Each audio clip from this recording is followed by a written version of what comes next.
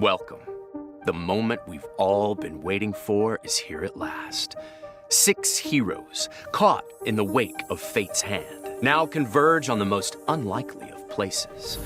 Each plagued with a myriad of questions, and only a fraction of answers to share among them. But what happens now? Fate can only do so much to set things into motion. But what defines a true hero is the choices they make when it matters most. Will the crew of the Audacity, having both rescued the townsfolk of Goodridge and secured the means to repair their ship, abandon Synthara in her time of need? Will the heroes of Brightmount, having dedicated their lives and the lives of their loved ones to the noble cause of protecting Synthara, be able to set her needs aside for the greater good of the cosmos? For the first time since our curtain opened, let us join them all as together they navigate the Rigamaroll.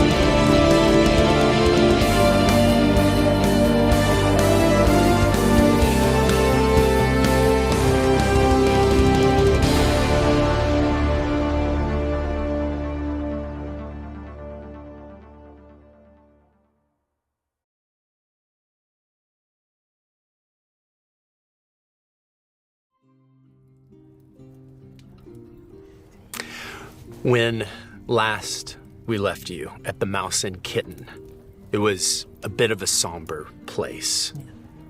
People were enjoying pints. Old Milnack was smoking his pipe near the fire. Denalia and Miss Alice were having a conversation, and Mumbles is handing out amazing ales and drinks. But all in all, there is a solemnness to the place, having lost townsfolk being at this place. And as you are sitting there, you see the door, which has 2 doors, saloon style, and above is light and below is light. And the doors burst open and you hear, "Oh, Mumbles, I need a drink." A very small man saunters in, and he goes up to the bar, reaches up on a stool, hoists himself up. "My cart, it's gone." Oh, what is it? Mumbles reaches over. "Thanks, Mumbles." Graham! You see Denalia look up and take off from her seat. "Graham, you're all right. You're okay. Oh, have you seen your cart?" "Yes, I've seen the cart, Denalia. There's yams and jams everywhere, and how am I going to rebuild?" And she says, "Well, I'll help you, no matter how long it takes, Graham. I'm just so glad you're okay. I'm just so glad you're okay." And then the doors open again. Would you care to reintroduce yourselves once again? There's one place that Captain Atticus Fray is first. It's into a bar. So he shows up first, throws the doors open, and it just has this unbelievable release of tension because he feels like he's far from home, but it's a home.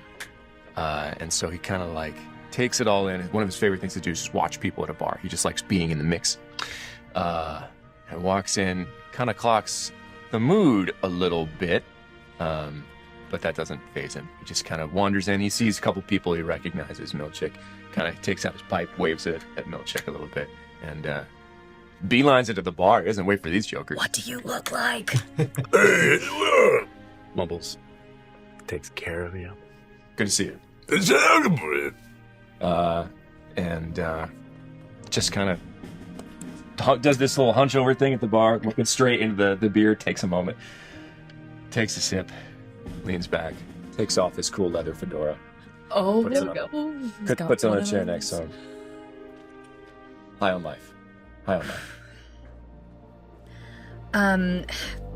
Following in a bit more reticently behind him, you see a lithe figure with flaming red hair and high ponytail and ill-fitting linen clothing that look very similar to what everyone else of Goodridge is wearing.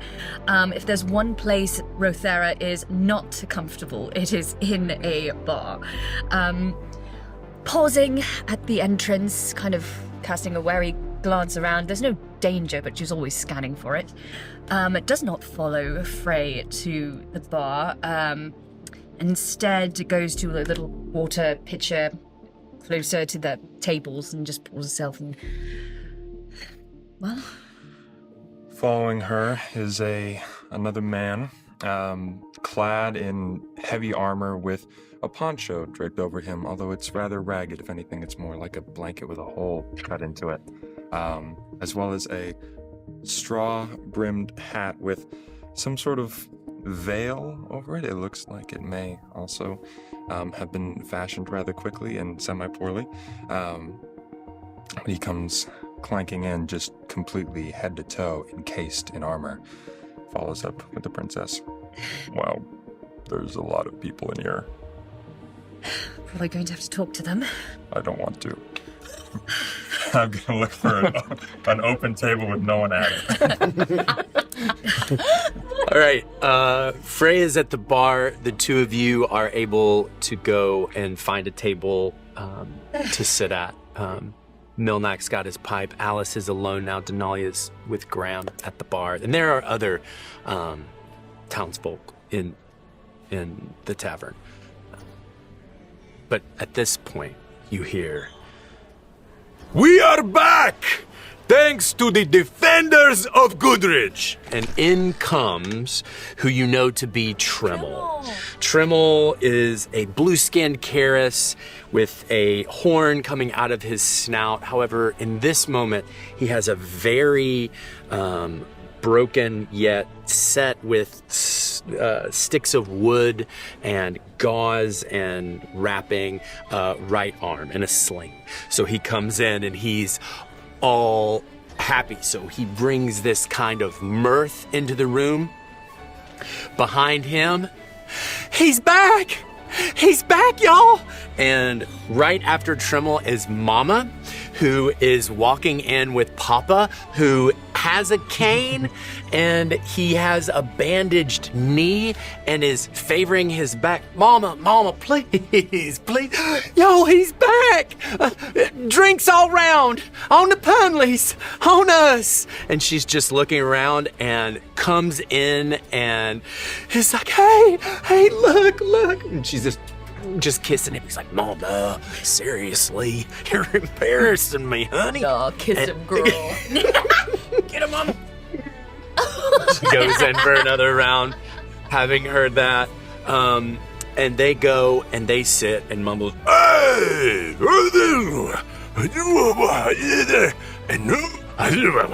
and so he goes and starts pouring ales. Everybody is, just like the mood completely changes. Other townsfolk, they see Papa and they see Tremel and they realize that the townsfolk have been rescued. And so now what has gone from somber is now celebration. Mumbles, Hey! Oh! and over you see 3 townsfolk go to this small little platform, and they have a lute and they have a flute, and so they begin playing some music. And Mumbles is so he says, Oh, what do you want? He came. And oh, sure, I will. But I will. I'll tell you what. Here you go. I knew. I would. And you. My gosh, I won't. And you. I see what woman. I will key.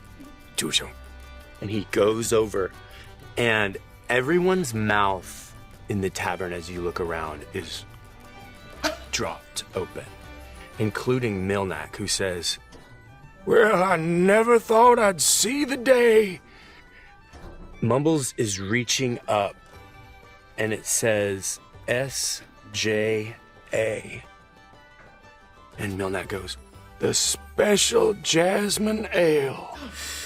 and he gets, and it's this smaller wooden barrel that's up on a higher ledge. Mumbles has to get up, this large body on this 2-step, gets up, and he sets it down and pulls the top out, taps it, a little bit of foam comes out first, and he just starts it, and Mama comes up and she says, Well, Mumbles, ain't that just the best? And she comes up and she's starting to help, and she's getting all of these steins, and there are other people helping, and they're cutting up sausages and cracking open bread and making plates and starting to serve the room with this special jasmine ale. And the band is playing, and there's laughter and mirth now, and everybody is having ale. They come over and offer everything to you. They have pink juice as well for the non-alcohol imbibers, and they go to give you a stein as well. There you go. Well, and how is everyone feeling at this moment? I mean, what a crazy turnaround from moments ago. What a turn of events. How is Amori feeling about this? indeed. Feeling so relieved. I think also as an oracle, there's a duty to taking care of the people of Synthara as a whole. And wherever you go, that's your charge. And I think she's felt so... guilty. So much of this mission has been not self-serving, but kind of just specific to us. So feeling so relieved as every person came in, there's a list in her mind of that person's safe, that person's safe, that person's safe. But yeah, I think feeling, yeah. I think relieved and a little tinge of guilt. To add to that, Chiflin comes in the bar and says, Ruru is fine. We are in the nest at home. She's okay. We are convalescing amongst ourselves. Have fun. I was going to ask. Yeah. Do you have to spend a fear to fix your own mistakes? Or? Yeah. Nice.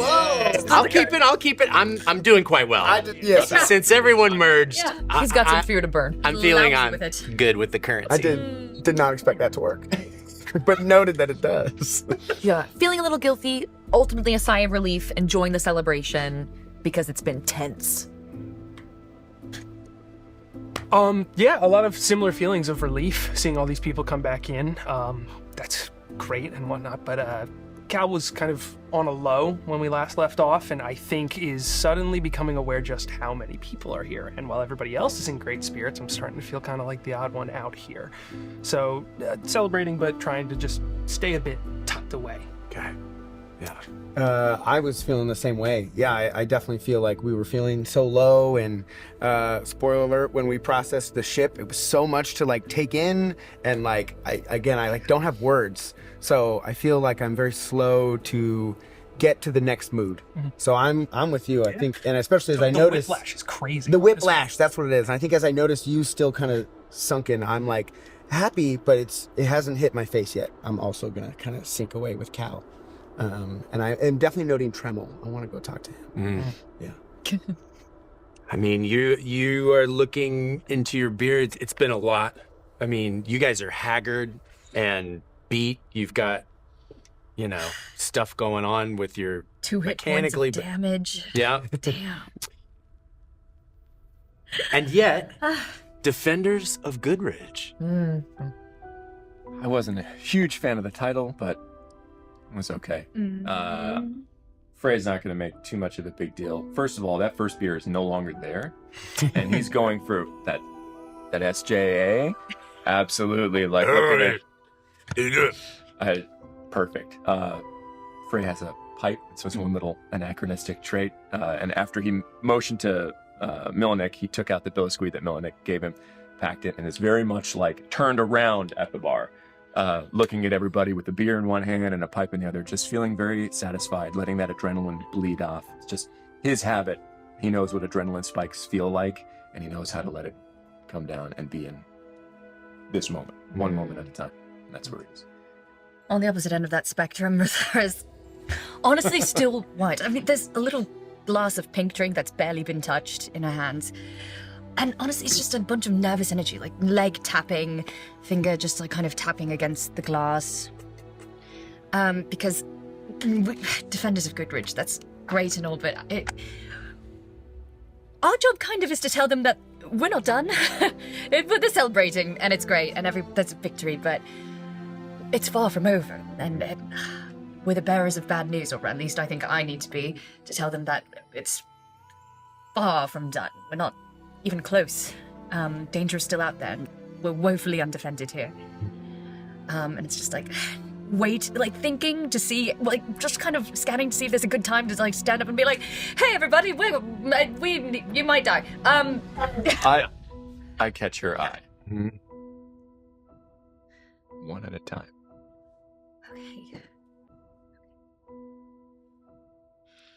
Gene 3 is sitting next to her, oblivious. For the sake of efficiency and by nature of his very being, he's been spending this downtime aggregating his memories. And Gene has decided to take the part where we kind of started a lot of this with the tower and the ship and all that, and just move that to the bottom of the priority and move to the top that we got everyone back to Goodridge. And so Gene 3 is just sitting there like, we're the Defenders of Goodridge.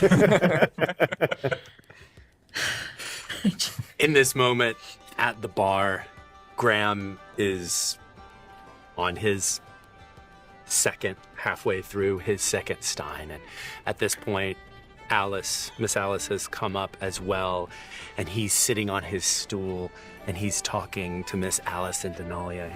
Yeah, and there I was, and I got out of this cage, and then I had an idea.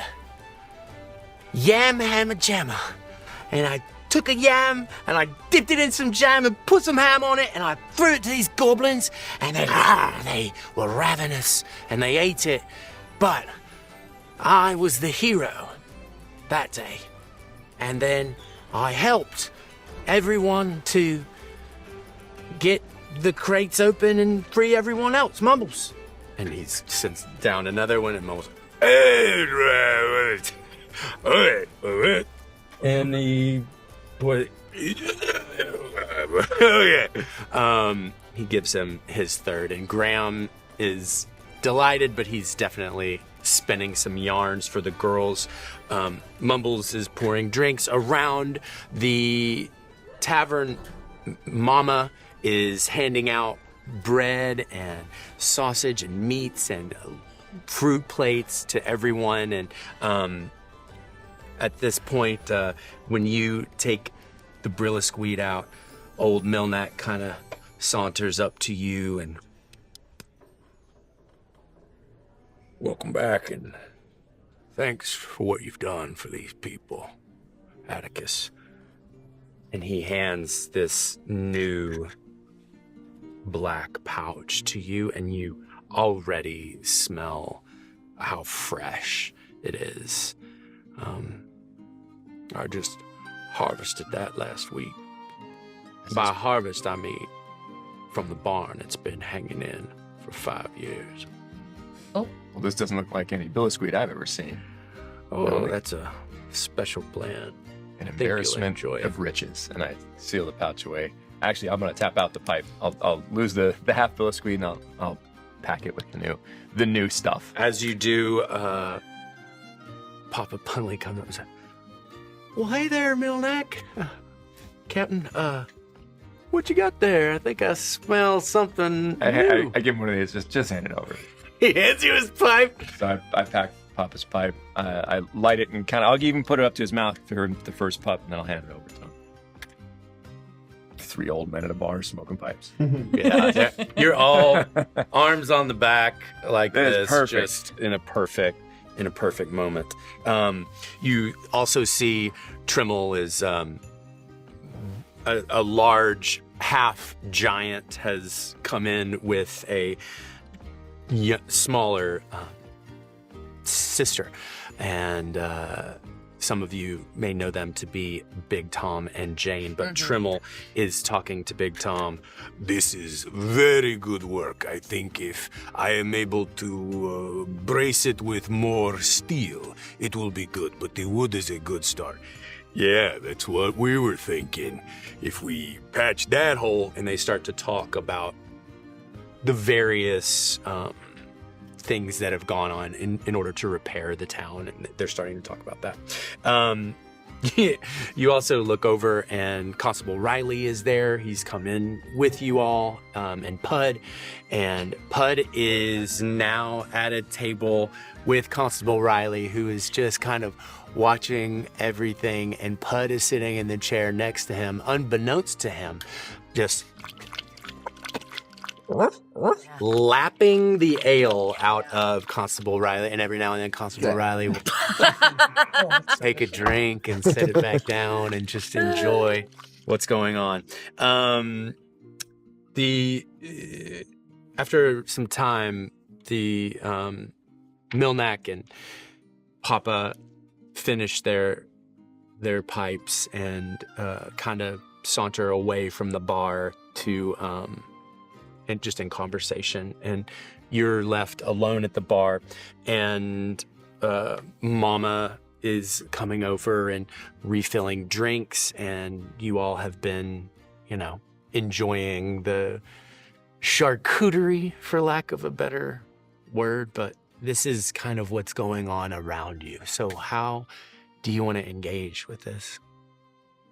I'm gonna look at my, not sour-faced, but forlorn boys. And taking in this moment that feels like a breath for the town overall after being so low. Cal, I realize in some ways this is your first time going out and seeing things like this. The fighting and the waiting. Yes. Something that you would have learned had you spent more time with the champions is there is a time to prepare. There's time to fight. There's time to rest, and there's time to celebrate. So I'll pretend that I didn't notice this drink that you were given. Be responsible. But you can breathe for a moment, Cal. Okay. Of course. And same for you, Uncle Rebel. Hey. Well said, Amori.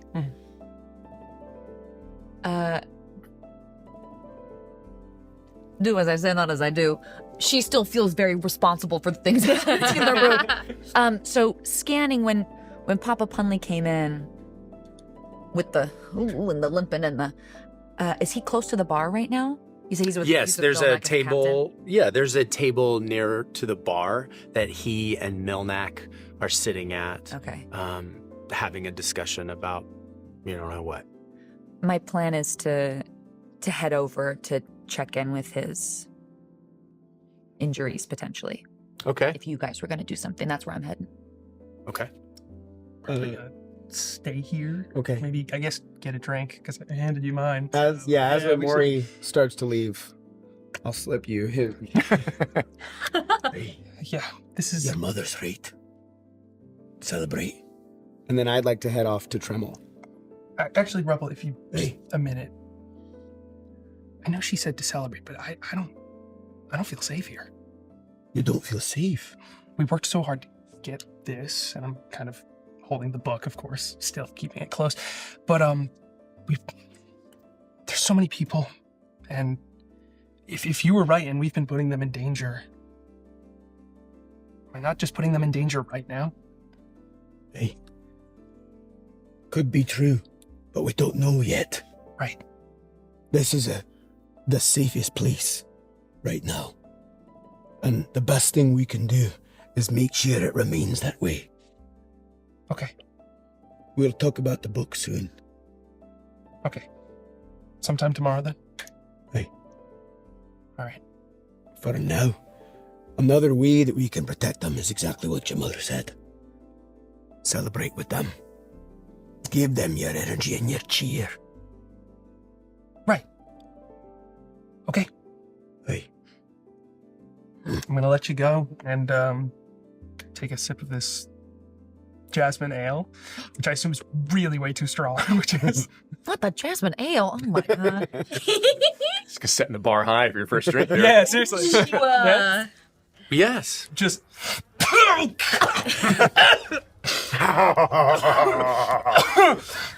gonna go play with Pud now. I'm gonna cross the bar to the dog and just take this with me. Hi. Bud sees you. He's at a table nearby. He runs before you even have that idea. He runs over and jumps into your arm, and he's feeling very loosey goosey and licking you. Okay. All right. Bye. That was enough to switch my Perfect, energy. you can go. That helped me flip. Okay. Yeah. And you're gonna head to Tremel. We'll put a pin in that, and then how is Jean and Rho'Thera? Well, maybe I can dig a moat while you fix the ship. I'm thinking like something to surround the town. You know, you saw the fence with the bells on it. It's not going to do anything. So maybe if I dig a deep enough moat that we can fill it with something, and then maybe flammable things on top of it, so that we can. Were you talking to me? Jean. Yes, I'm thinking of ways to defend the town. I mean, come on, look around. They're not ready for any of this. That's true. Some guy over there just choked on his drink. He almost died right there. Don't worry. The defenders of Goodridge are here. Everyone will be safe. Jean, we're not going to be here forever. Oh, right. No on the moat. That doesn't seem like the best use of our time. No. In this moment, Jean, you feel a strong connection to this young man over a table from you with the dog. So much so that it's kind of obvious to Rho'Thera that you're not paying attention to her. And as much as you try to be present to her, you continue to be drawn for some reason to this young champion in training. You're not really sure why at this point, but it is blocking you from continuing your conversation with her. I'm going to put a pin in that. You go to Papa, who is at the table, and he is there, and he looks up. Oh, how are you? It's good to see you. I'm glad to be back. Well, yes, I'm better now that you're here. Yeah, I'm so relieved. I had Mama worried sick, I know. She certainly was.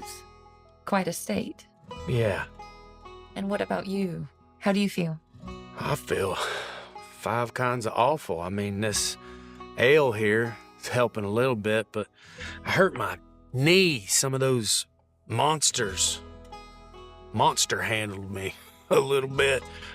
Sometimes you say manhandle, but monster handle is a joke. But anyway, my back is hurting too. I couldn't lay down right, and I jostled a little bit in the ship coming back over, but I'm a mess. But I'll be all right. I'm back, and Mama's here doing what she loves to do, being hospitable and helping people.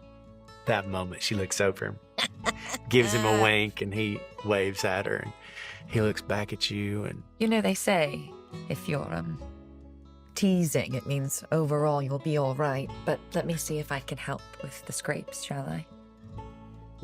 I'm going to take a knee in front of... Because he's sitting, right? Yeah. I'm going to take He's got his leg out, and he's got a crutch right there by it. I'd like to use Mending Touch. Okay. So How I'm do gonna, you do that? I'm actually going to try to heal instead of just, bless people. Whee! Okay. Yes. How does that work?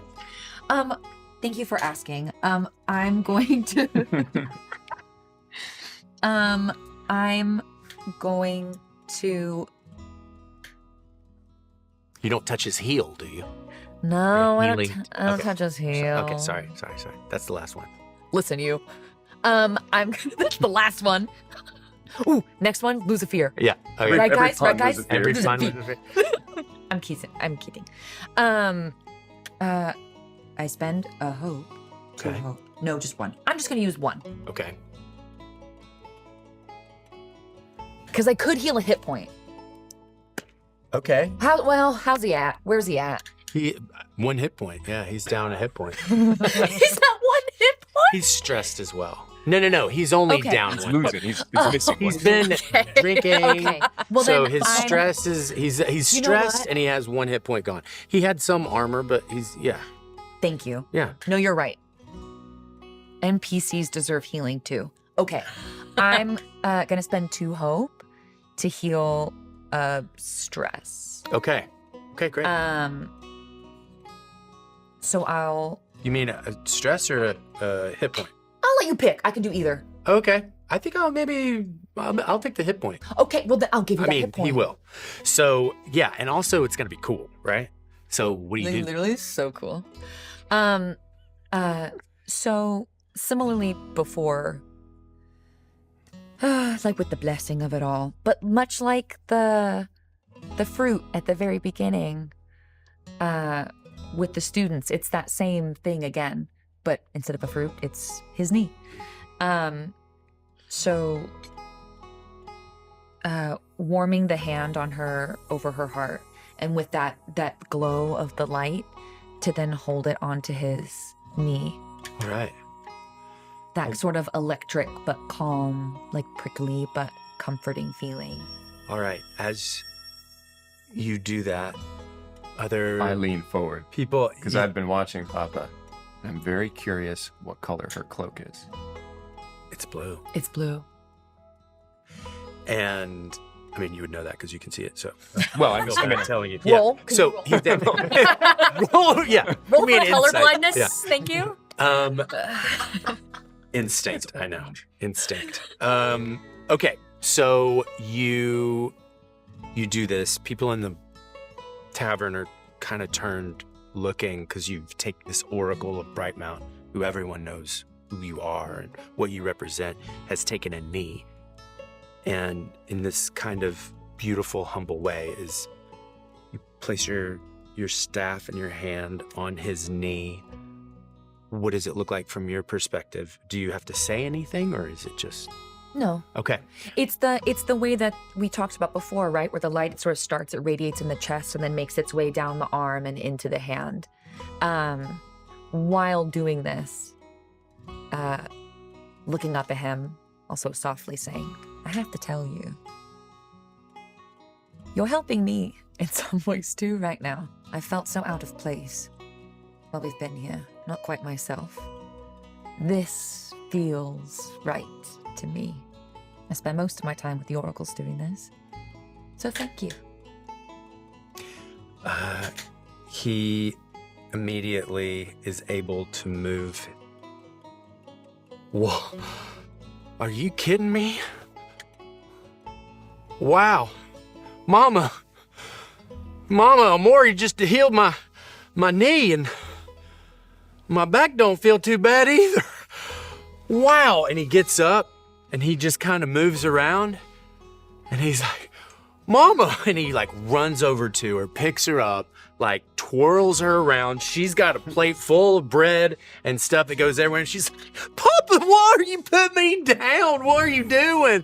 And like he puts her down and he just turns and looks at you and he goes over and like puts his hand on your shoulder and says, oh, thank you. Oh, thank you. I've never even felt like this in years. I feel incredible. You belong here. You belong here. And he like says that to you as he puts his arm on you and he kind of looks up and he makes eye contact with you at the bar because you're all kind of like triangulated right there. And he says, did you see that? Oh my gosh. Did y'all see that? And he turns around to the whole bar. He's kind of like just crazy excited and goes over. More drinks, Mumbles! And Mumbles like, and then he's like pouring more drinks and people keep handing them out and no coins are being exchanged, which is a lovely thing sometimes. So wonderful. All right. I'll put a pin in that. Where do we? Yeah. Tremble. Sure. Yes. Tremble is kind of sitting there with a pint now with Big Tom and Jane. They're just kind of going over the repair plans for Goodridge. Yeah. Again, after laughing at Cal choking on that special jasmine ale. Got a big smile on my face. I'm ready to follow the guidance of Amori. I know she's very right, so come out with a big handshake toward Tremble. Which arm do you go to? The good one, right? And then I pivot.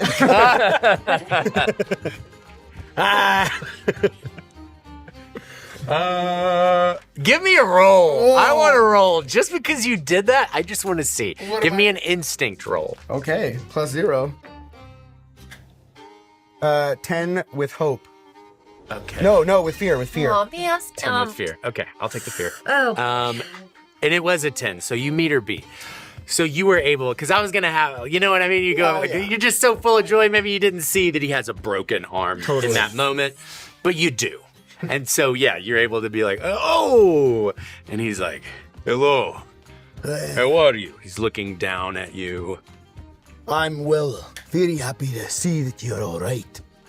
Yes, it was, how do they say, touch and go for a bit. But I've seen the forge. It needs some work. And a lot of the town needs work. Me and Tom and Jane were talking about repairs right now.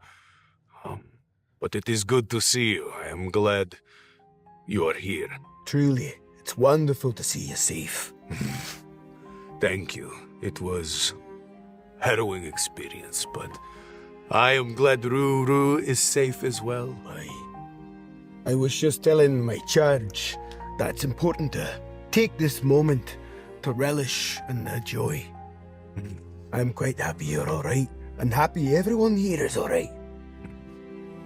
Takes his stein and goes to cheers you. Tell me, Tremble, about these folk that saved you. Yes? Tell me more about them. This one by the bar, what's his name? His name is, Captain Fray. Captain Fray. Yes. Right. And there is a Jean 3.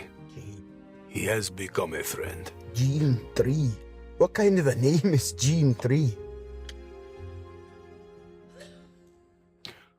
I do not know. I think maybe he was a triplet, and he is the third one to emerge. That makes sense. There is a... Skip right past Junior, Senior, the third. Went straight to he's the third of triplets. This is most reasonable. This is amazing. He's a... There is... there is Princess That is Princess. She is strong of heart and strong of mind. Red hair, yes. This triplet, he's got great armor. See a champion? He is a champion. Not like you, obviously. You would have known if he was or not, but he has the bravery of a champion, and it is my hope that you would welcome him as such. He saved me. Dremel, enjoy yourself. And if you need Amori to take a look at your arm, I'm sure she'd be delighted to. He looks around and he sees Papa. Do you think she could help my arm? Aye, she can. Thank you. Thank you so much. And he... the other way. Oh, yes. Oh, maybe he is not the third triplet. Maybe he is third in line, by the way. No, he says it. No. And he saunters off toward Amori. Awesome. How are we feeling? But that's enough about trench warfare. What are you staring at? I can't tell if you want the puppy or the... Jean, hello? Hi. Hi. You've been staring in that direction for the past, I don't know how long. What are you looking at? That is an odd human. Odd how? Is he afflicted? No, I don't think Hand so. on sword. Oh. Chill, girl. What? I don't know. You don't know? You don't know what's odd about him? Not particularly, but he seems peculiar. Is it that he almost choked earlier? That could be it. Okay. Do you want to go talk to him? Don't tell me you're getting shy now, Jean. No. Jean? Do you not know how to make a new friend? You were saying something about trench warfare. I think you know what, now you're just changing the subject. Do you need an introduction? You've never made a friend in all your 3 vast years of life? You count. I'd like to think I do. I've made 1 friend. Oh, God. Okay, I'm gonna put a pin in that. That's amazing. That was adorable. Yes. Captain, how is it with you at taking in the room? I am just kind of scanning everybody. I'm real interested in this person with the blue cloak. Okay. Because I remember stories in town. Okay. And so once she is done healing Papa, I will stand up with my ale. I'll walk over and I'll say, I'm sorry, I don't believe I ever said thank you. Thank you. Gotta say, it's probably the first time in my life a lady's ever bought my hotel room. That's crazy. Give me a presence roll. Come on, man. Come on. I'm gonna see if this lands. Listen, I think that was smooth. Look, I think it was smooth too, but let's just see. My experience is called audacious, and it fires when I do something bold. It's so good. Okay. That's a +2. Okay. Yeah, take it. It is a 17 with fear. Oh my gosh, he lands it like he wishes he'd landed the. Okay, so That was brutal. sorry. Not sorry. Okay, so that lands, and that comment he just made, and he's Yes. he's vibing. It's the Railmaster all over again.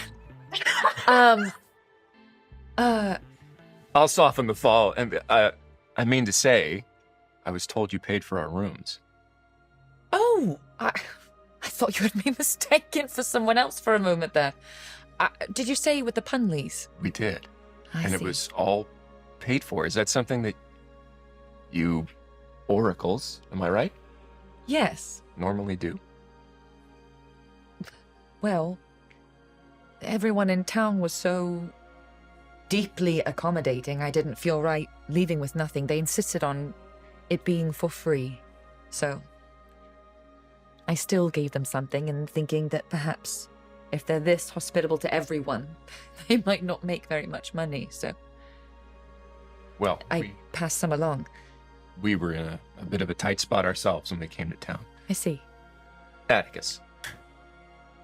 Amori. Amori. Benastar. Pleasure. Much obliged.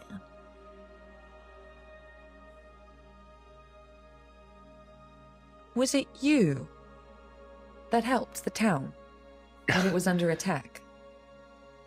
That's a complicated question. I guess the most direct answer is, yeah, we helped out.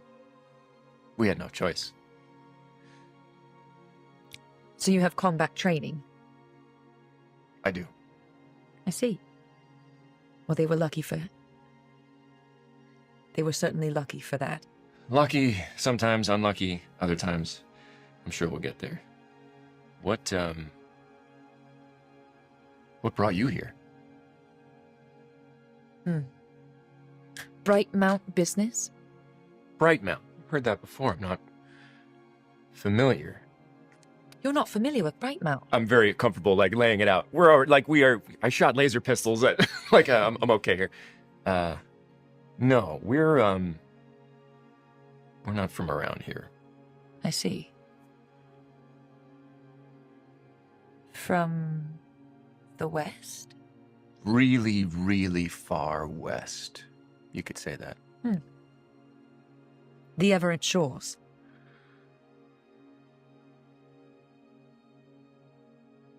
No. Well, then certainly you're not from the Mid-Plains. If you haven't heard of Brightmount. Indulge me. We can get into geography maybe later. Very well.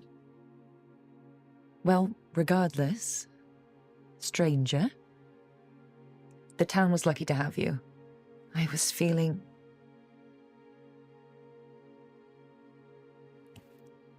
I can't quite describe how I felt returning to this town that had been so good to us. And to see it the way that it was, as I'm sure you also noticed, they don't have anything in the way of defense. They used to, but their guardian has left them. I don't know how to tell them that. Everyone here is in danger, I'm sure. I'm sure if you're combat trained, you can tell as I can. So perhaps, yes, geography and, I'm curious to know what you plan to do now that you've defended this town. If you're not from here, if you're heading somewhere else, but perhaps we'll talk about that along with geography. It's hard to say. We're a little stranded. And we're not sure what we're going to do either. But right now, and I make the broad gesture, this is where we are for a little bit. Let's let them have it for a few minutes, huh? I agree. And on that note, Mumbles comes over to you both. Hey, what is it, woman? And he brings over two more drafts for you and says, and he goes back to what he's doing, and then... Is this the jasmine? Yes. This is the good stuff? This is the good stuff. He's he's having to lift the barrel up a little bit to get it out, but it's still in there. Mumbles. You haven't tapped it. Still no hibiscus tea. No,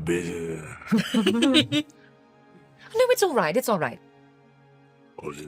Is she drinking? Are you drinking? Or did you take the ale? I did. I'll say to protecting something good. Oh, yeah.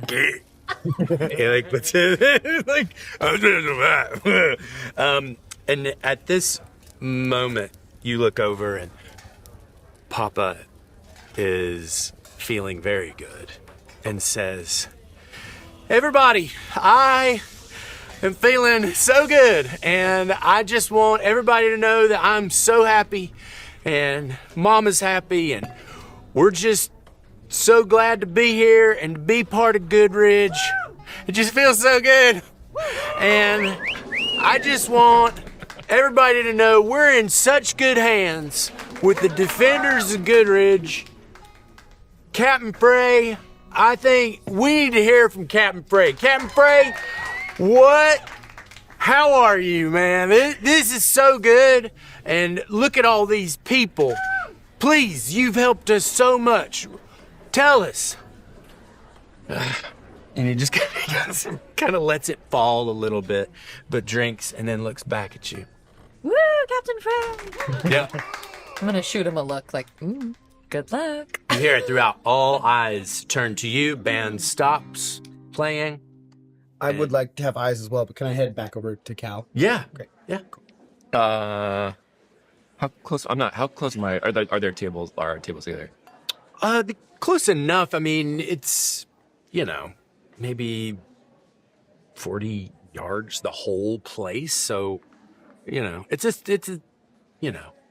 close enough. Okay. I mean, do you want to stab somebody? Or? No. I want to this is my safe space, right? I don't have a lot of safe spaces here. You are separated from them. So Amori and Milnak are in a table here. Let's say right next to that is Ro and Jean, and then next to that, and then like across is like the hearth and the fire, and then near there is are the boys, Rebel and Cal, The boys. And then there's an empty table here, and then there's a couple tables intermittently with people you don't know are empty. The bar is like silent. Yeah, everyone is, because Papa's got everyone's attention. The band stopped. Okay. They're all kind of looking to you. So Fray kind of like, I stand up, kind of lock eyes with these two. Hi, guys. Defenders of Goodridge is a big title. It's a good day in Goodridge for all of us, and everyone did amazing. And Fray's getting this like dark look on his face because he just spoke with her, and he sees that there's just the future's dark for these folks. And he looks at the princess. And he goes, "Princess, I'm sorry I didn't believe you." And then turns back to the crowd. And he says, "We haven't been introduced yet. My name is Atticus Fray. I am the captain of the Audacity." Whoa, okay. Murmurs. It is a ship that sailed the stars. What? Here we go. We believe that there is something here that all of you have seen. We call it the affliction. You saw what it did to the folks in the town. And we believe that unchecked, it will run rampant. Run rampant? What is the affliction? What is he talking about? There's certain murmurs. People are talking amongst themselves. We came here because the princess sensed something evil. We are staying here because I have seen something great. I have been here 3 days, and I have seen a young merchant who is a perfect hero. I overheard his conversation with the ladies. Who's clever and brave. I've seen a blacksmith, I point at Trummel. Take care of a girl who was utterly terrified, even though he had to have been scared himself. I saw 3 boys run straight at an airship they thought was full of monsters, not away from it. I have seen, and I look at Amori. A word comes and goes. The generosity of strangers. I have seen great things here. And I have seen that when you guys pull together, you can do something great too. One thing a captain doesn't do to his crew is lie. So I'm not here to lie to you guys. It will be hard. There will be long nights. But if we showed something over the last couple of days, it's that we can do this. We'll need weapons, we'll need defenses. And I point to these guys, but you'll have help. So you're gonna stay and fight with us, right? Who said that? Constable Riley. Constable Riley. So I lock eyes with Constable Riley and I say, I will not step back on the bridge of the Audacity until Golgarath, a name that all of you are probably familiar with by now, is a bad memory. And we're one of his bad memories. One of his last memories, if we have anything to say about it. What if they come back? Mama says. What if they come back here? Mama, I'm hoping they do. Because last time we sent them with their tails between their legs. And we'll do it again. They are not unstoppable. One thing I don't like, Mama, is bullies and boogeymen. And I found that both of them, when you pull them wriggling into the light, they both bleed. So if you folks are ready and willing, let's make somebody else's bad memories. Yeah, here, yeah. And Constable Riley says, yes, I agree. I have an idea. We have string and bells, and we put them at the perimeter of the town. And that way, if somebody hits it when they're coming in, then it'll dingle dingle. Well said, Captain Fray. Fully interrupting him. I'm just giving the constable a pat in the back. That's great. I think what he just said was stupid. So I'm going to fully interrupt him and take the room. Aye. Well said. I do not know you, and much of what you said I can't quite process. But I can vouch for the honesty of the fear that we all face. There is something brewing in Synthara. You all know me as a champion. And as such, I carry the title and afford it to the bravery that this man has just said. There is this affliction thing happening. But he will not stand alone. And I would like to slowly walk over to him, and I disappear for a moment in the crowd, as I am one of the shortest of the moment. So no one sees anything for a moment, and then I reemerge. And my axe. And I'll reach out. We stand together, champions and captains. Will you stand with us all, people of Goodridge? Yeah. You're hearing some, like, yes, and then there's a couple, like, people are not We'll get it. We'll completely won over, Oregon Burger. and they're not convinced, including Jane, who says, I don't even know who you people are or what you're doing in my town, but I've been in Goodridge my whole life, and I will protect it, and I will rebuild it, won't we? Yeah, what are you talking about? Shush. I mean, I love what you're saying, Captain, but the fact is, Papa and Trummel got pretty banged up.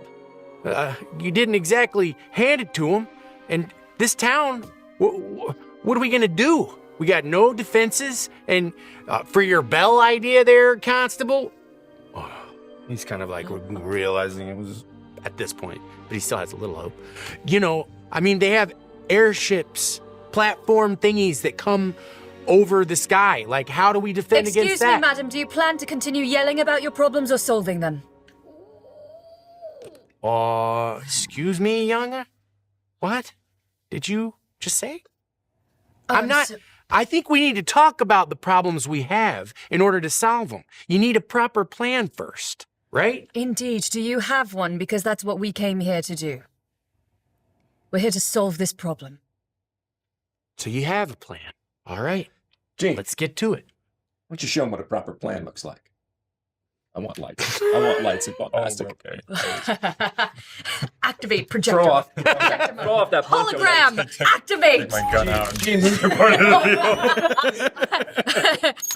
Mean Gene deactivate. Mean Gene deactivate. Abort. Where's the off switch? And Gina's gonna step forward in the crowd, slightly in front of Rubble, like not completely, but just a little bit. And the champion, the warrior, is going to doff his poncho blanket there. And a bright blue light shines in the center of his chest. Behold, the all power.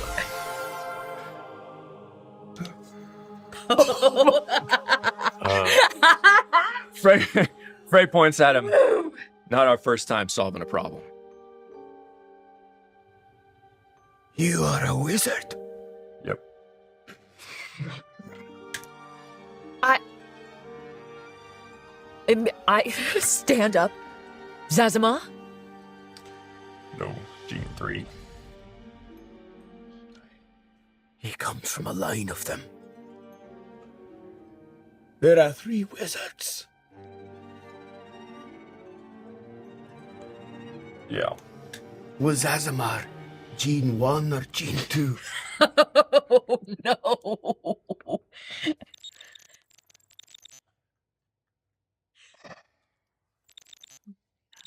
He was Gene 1. Yep, he was.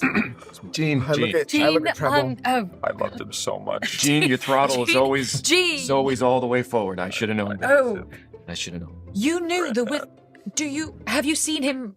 No. That When was generative the last, chat mode when really was the a last time you mistake. saw the wizard Zazama? Oh, it's been a while. How is he? Gene! I'm just kidding. We are aware that Gene 1 has been compromised.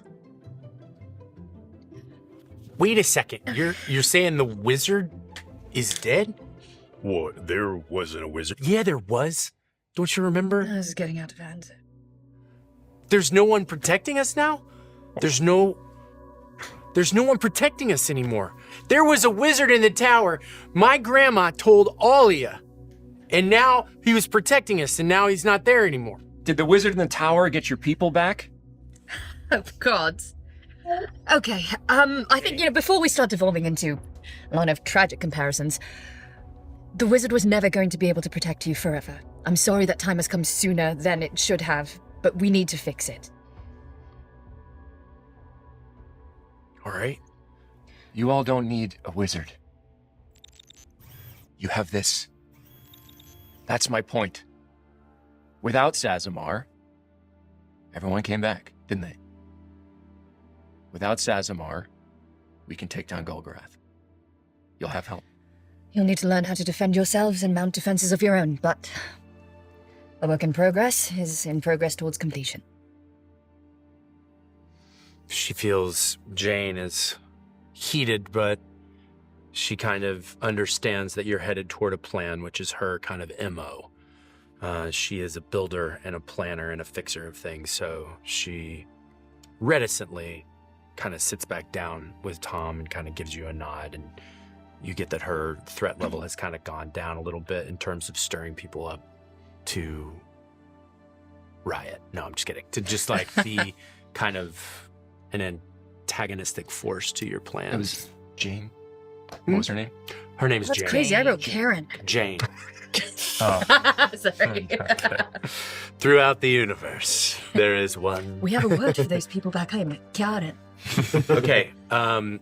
As all of this is happening, Trimmel has kind of been listening, but edged his way over toward you. Ow. Yep. Hello. I saw what you did to Papa, and I cannot work my forge without my arm, and so I humbly ask if you could do anything for it. He bends his head down so low. Forgive me for any offense I may be making in asking. Noble blacksmith, you needn't explain yourself to me. It would be my honor.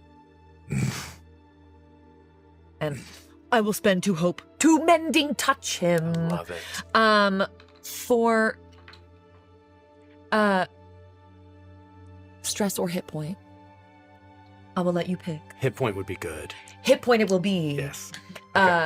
So I'll do the same again with the warming it with my hand over my heart as the light sort of comes down into my hands and to touch his shoulder. And can you see it? There's Or a is it little bit of feeling?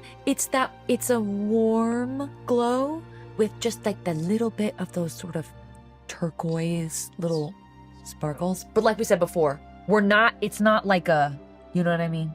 It's like a, like the sparkle. I got you, girl. It's not I like, got you. we're not doing, it's not like Right. Dazzler. It's Right. like, It's Yeah. like a But it still looks Subwoofer. It still looks cool. So Yeah. everyone sees it. So as this is happening, and the room is kind of tense, Tremel's forward motion to do this has kind of drawn people's attention, half, if not Yeah. third of the people away from the heated conversation to this moment. And you see Amori touch Tremel and, Oh, it is warm. It is warm. whoa, and he takes his sling off. Oh, there is no pain. It is still warm. There is no pain. This big Karis is just like moving around, and he gets down on his knees in front of you. Thank you.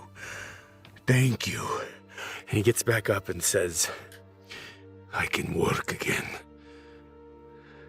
I have purpose. Thank you. and he just kind of looks around the room and kind of goes back to his. I say to him as he kind of makes his way, may the light bless you. And you. And may the light of Synthara ever shine. May the light of Synthara. So as you say that, tankards go up into the air. And he goes over and starts pouring more. Hey, put it in there.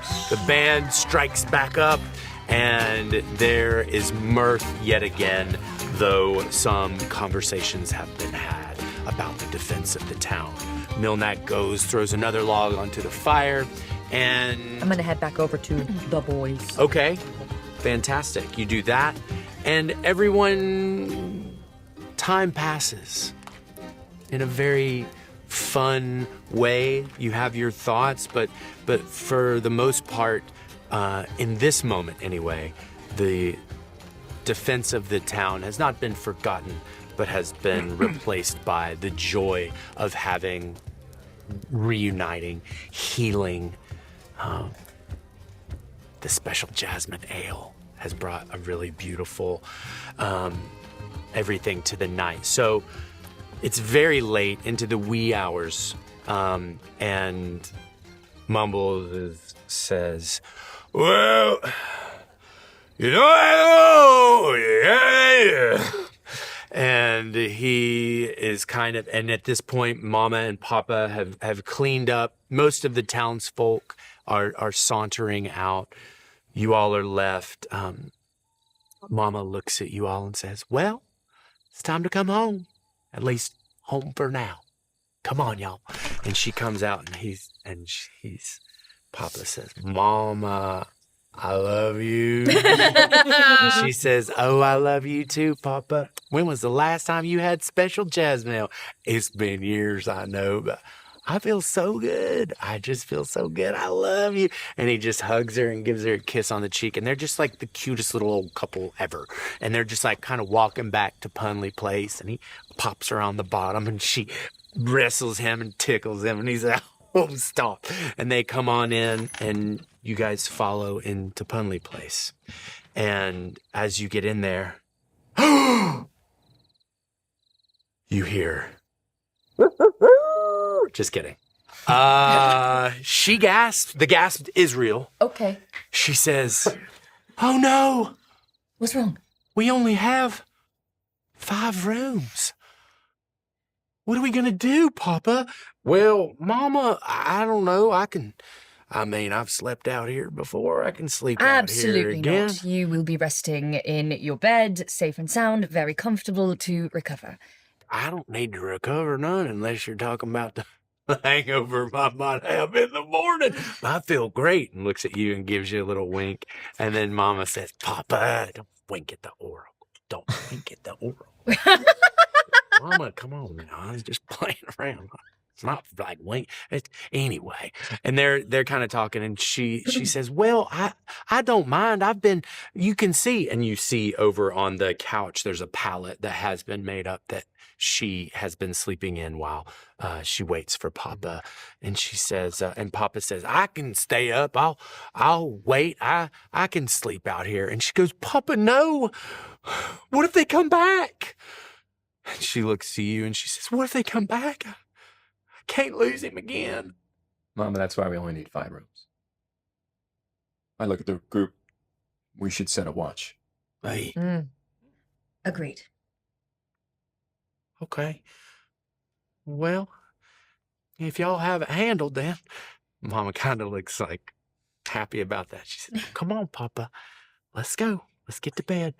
And so they kind of go up the stairs to their room in the back. And how would you like to proceed? Nose goes. Well said, young warrior. The mamas and the papas should be together. Indeed. I think they've earned a break. I don't believe we're acquainted. Aye. Rabble, Rho'Thera, nice to meet you. good to meet you as well. I think a watch is a good idea. I can take one. I was going to offer to take the first. I'll take the second. Great. Then it's settled. All right. Are you extremely fatigued? Or could you tell us more about this all power? Also, poncho gone. Is he still wearing the hat with the veil? I think you put it back on. Did you put the poncho back on? I did put the poncho back on. Okay, poncho has returned, but you're still your wearing the face hat. is still Yeah, okay. Blushing bride. style does not. Face is obscured. Okay. I think we do have a bit of time to... I think we're all probably pretty wired. There's a fire, right? There's seats. a fire, So is there cornbread? There... Yes, I'll give you cornbread. There is. Mama has He's allowed been, cornbread. she has been Stress not... making. Yeah, Stress she had- making. Okay. She had muffins at least, so we'll say, sure. It's Goodridge. There's cornbread. Great. Captain takes cornbread and plops down, kind of Okay. motions for everybody to sit, or invites everybody to sit. As this moment is happening, which, yes, also you especially are incredibly exhausted. So let's just keep that in mind as we move forward, because you have not rested in a while. But yeah. Rubble, is it? Aye, Rubacorn Thunderfoot is my name. Is Rubble okay? It is. Good. You are Atticus Fray. Atticus. This is my judge, Caldor, Pleasure. and his mother. Amori Benastar. Very grateful. Though it seems, you said you're stranded here, so perhaps you did not intend to be here, but... Quite right, but gratitude is ours as well. I believe you paid for our rooms. Oh, yes. Yes. I'm glad you were able to make use of it. Uncle Rubble, don't you think the way this one carries on would give Matron Ida a run for her coin? Well, I sure would like to meet this matron and Ida. Back at Brightmount. Brightmount. Aye. The way that you really gave it to that Jean character. I respect your ability to speak truth when one is carrying around fear. I appreciate that. I don't find much use in screaming about all the things that are going wrong. Prefer to tackle them, which is apparently our common goal. I believe we've been following in your footsteps. Tell me, were you on purple and pink horseback not so long ago? Magenta. What the? Yeah. Yes. We were. What other colour did they come in? We encountered your horses at the home of Stax when we went to go see the when we were on our way to rescue. Gene 1. Right. I'm not so sure about. Yes, Gene 1. We're so sorry for your loss. Thank you. Oh my. Okay. Sorry. Appreciate it. I can't do this. We're sorry. Okay, we're so sorry. We should be apologizing. Honestly, this is. Oh God. You might have noticed, Zazmar, not Gene 1 as far as I know, is dead. Tower, boom, crashed. Yes, we saw the wreckage. That was unfortunately us. What? What? Well, the captain might have mentioned in the bar that we're from, we've been sailing the stars for a bit. Yes, you've mentioned that. Geography. We... Not so airborne anymore. Yeah. Our ship came into Heavy your planet fire. in the middle of the fight between Sazamar and Golgarath, I think. We got caught in the crossfire and shot down, and we crashed into the tower. We tried, but we couldn't. Lost two of our own. Lost most of my crew. I'm so sorry. So are we. It's your ship. Our ship. We went inside the ship recently. Something we'd never seen before. Is your ship all metal? Yes. That's the one. It's called the Audacity. Did you make it with the old power? No, that was someone far more skilled than I. Logitech. Gene 2? Logitech. No. Uncle Rubble, I don't think there's a 1 and 2. Well, there was.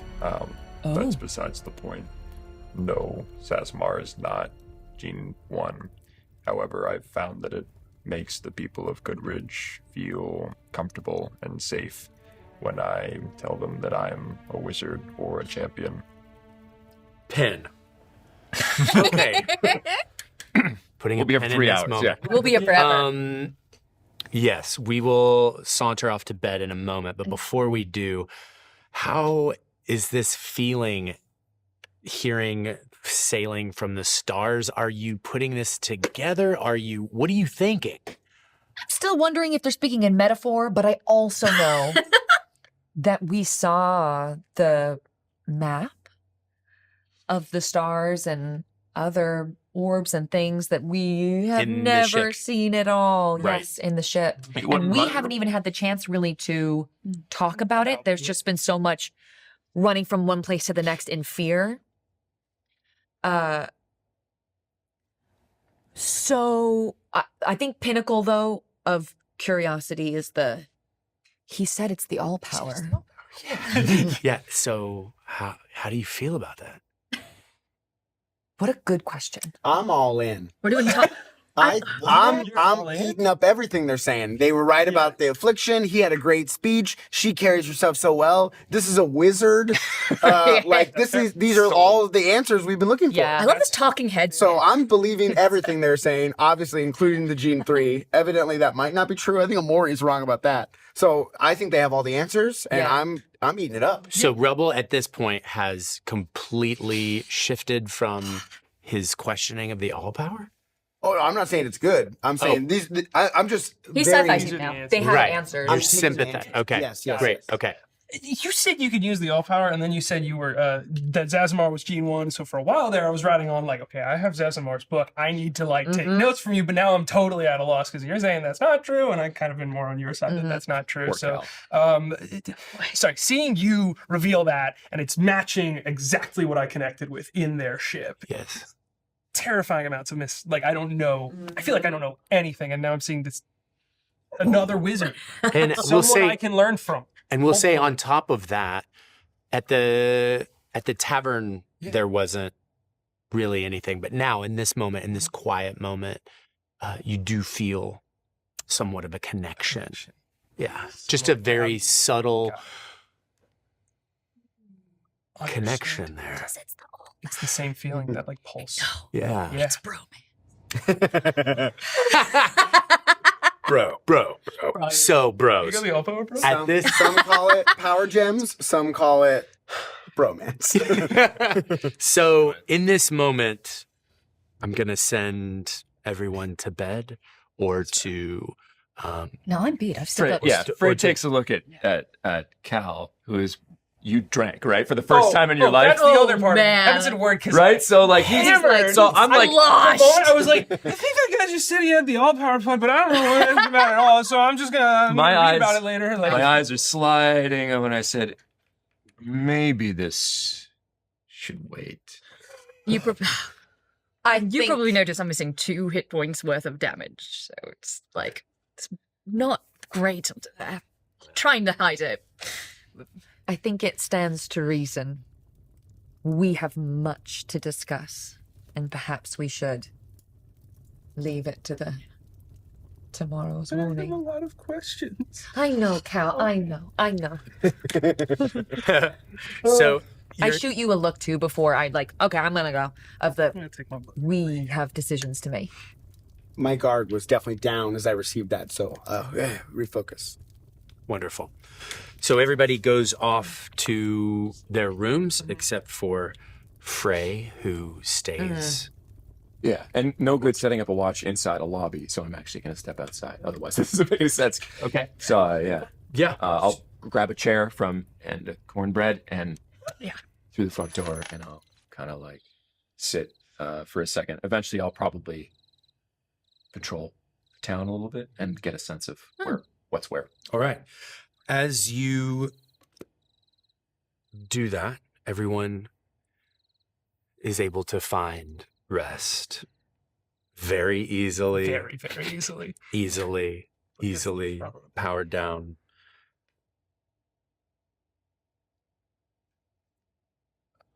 I don't know. It's good. Yeah, there it is. He grabbed the food. What is he doing? In the night, Rho'Thera, you have a nightmare. Here we go. This is not a psionic spike. However, in this nightmare, as the moonlight comes into the window of your room, you are tossing and turning, and what you see is black horns, green reptilian skin with piping. And these are quick bursts. You see this red coming out of the pipes into these vats. A throne, maybe? With a skull? You feel breath and anger, and it's hearkening back. It's not the same. It is an echo of the psionic spike that you had when you were looking down into the ashen expanse of the Drakamaroll crater. And so you have this experience, and in the 2 rooms opposite you, though asleep, You hear this candelabra, which has been extinguished, so no fire worry, but falls off, kind of wakes you up. You sleeping with the spell book, nice and tight. it kind of like shakes and pulls back to you, and like knocks you awake, and you look, and there are books in the bookcase kind of rumbling, and then they'll stop and subside. And it's not enough to...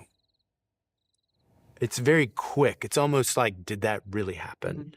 But the candelabra did fall, and you did get woken up, and you could see when you woke up the book was out and comes back, and you are feeling you kind of wake up. Yeah, in my room, I think I go. Yeah. And then, like, there's a pen on the side table, which says the rules, and it slams, like, point first into, like, when I wake up, straight into, is there, what would be facing the bed in this room? Is there just a wall, a mirror, anything? Sure, it's like a wooden wall. This is a wooden wall, just, like, Yeah. bidding. Just. Yeah.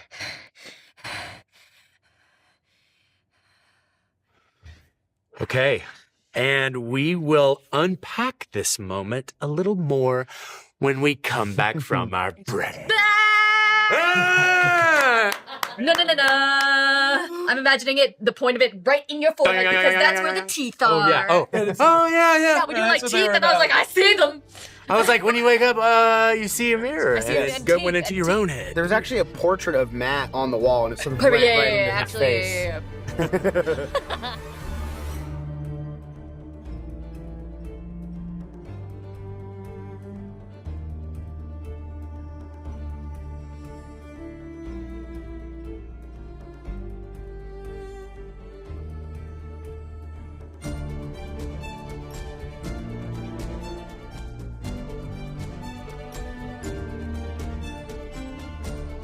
It's Graham's cart closing sale. Hey, it's me, Graham, of Graham's Yams, Hams and Jams. After my cart was destroyed in a freak goblin attack, I've got inventory that's gotta go. So, come on down to Goodridge and pick up one of my famous Yam, Hams and Jams for the unbelievably new low price of just a pinch of gold. Be one of the first 5 customers, and I'll even toss in a free lamb, courtesy of Miss Alice. Don't miss out on Graham's Yams, Hams, Jams, and Lambs this weekend.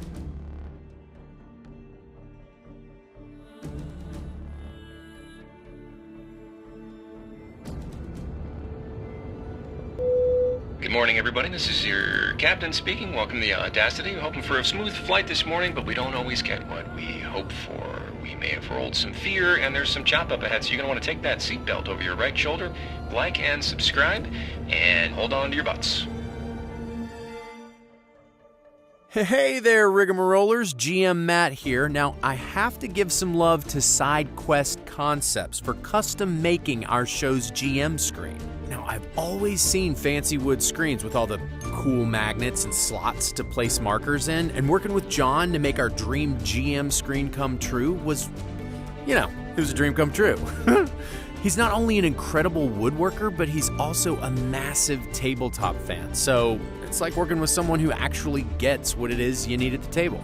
If you're in the market for your dream GM screen, then go check out SideQuest Concepts on Etsy.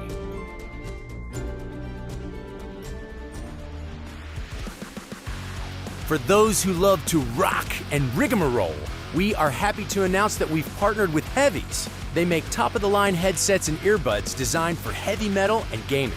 So stay tuned all season long for some amazing giveaway opportunities coming your way from our friends at Heavies.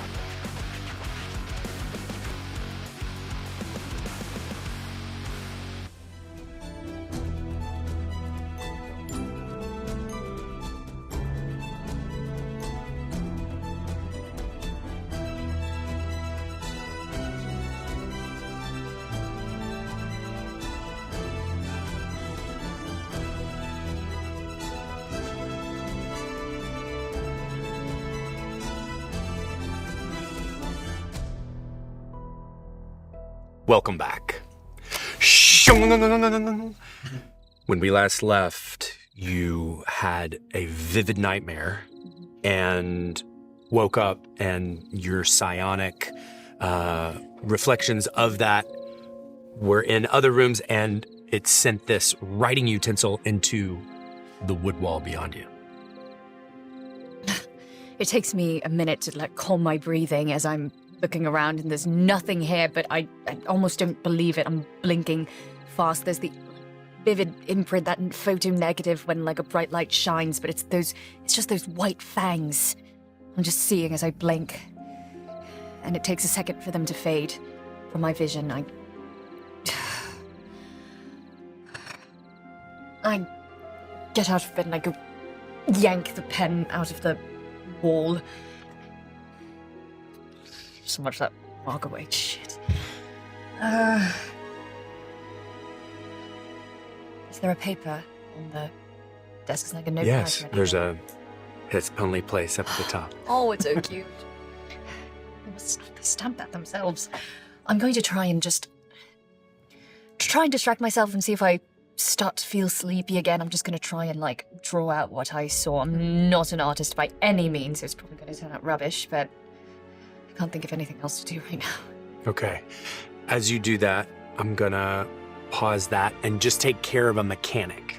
So we'll go ahead and do a long rest. Yeah! Wait, And- did I actually get a long rest? Yes. Okay, yes, thank you did. you. Through all of Oh, it, generous GM. you were able to get a long rest. God. You can tend to all wounds, clear all stress, repair all armor, prepare a project. So you can do 2 of these. And it also can be used on an ally, for an ally. I just kind of want a quick kind of, what are you doing and what does it look like? I mean, you don't have to like, I'm in my sleep and I've healed it. That we can just say that happens. But if you do want to do something special or something like that, you can tell me about it. We came fresh off a long rest. Okay. So Great. I don't have anything to heal or Right. Yeah, I feel like as far as projects go, maybe looking through the book and trying to find something that connects to what we saw in the tavern with Jean. Probably not finding anything though. Okay. So just some extra time with Just your a little spellbook. I extra love time with that. the spellbook. Yeah. Okay. I cleared some stress. Okay. Great. You got yeah. We need to. How are we doing over here? I'm stress-free and Okay. fully healed. So Great. I'll work on 2 things. Number 1, since I'm on watch, I am going to make my way, as the perimeter would be, to the place where I left my cool clothes at the very beginning. And I'm going to collect all of our clothes. Thank you. I will drop them off in the princess's room, and I will put them in my room as well. And I will just check in with Jean really quickly on how Papa performed in our last battle to see if there's anything else that I can tinker with. Okay. Just check in. Sure.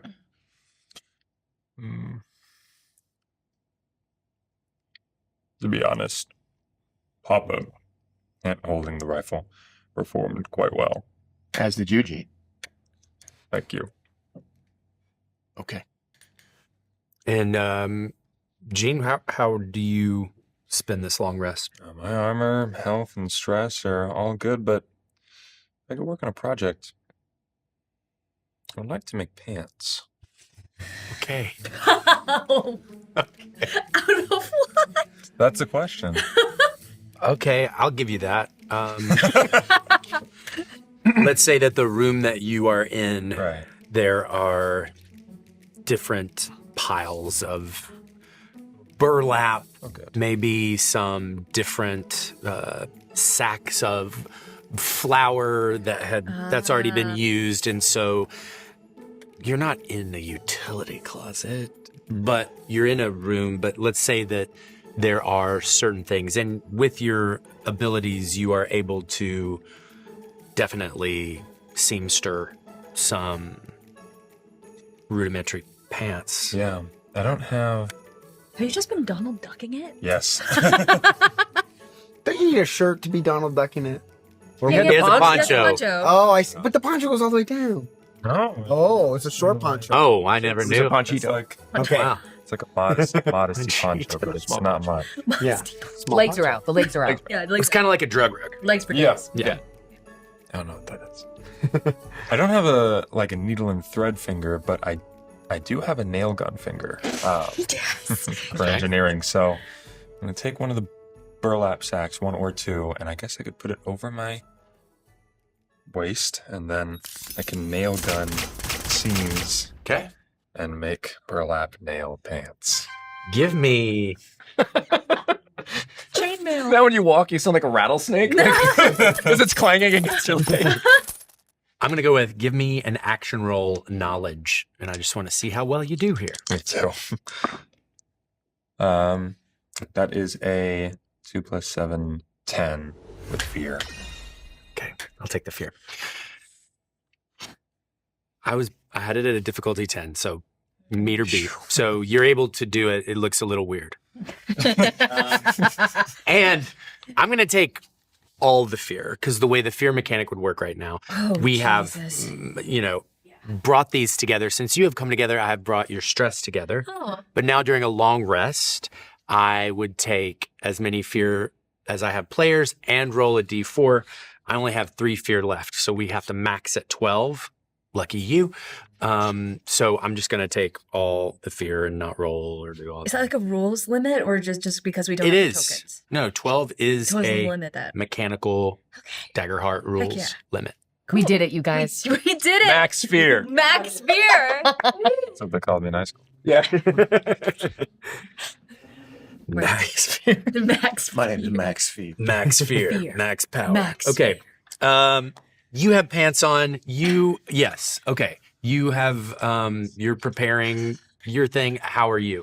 I think before going to bed, I took some time to address the wounds that I sustained in the last battle. They've been kind of hidden, and I've been careful to hide them under the, cloak or whatever I have going on, the cloth.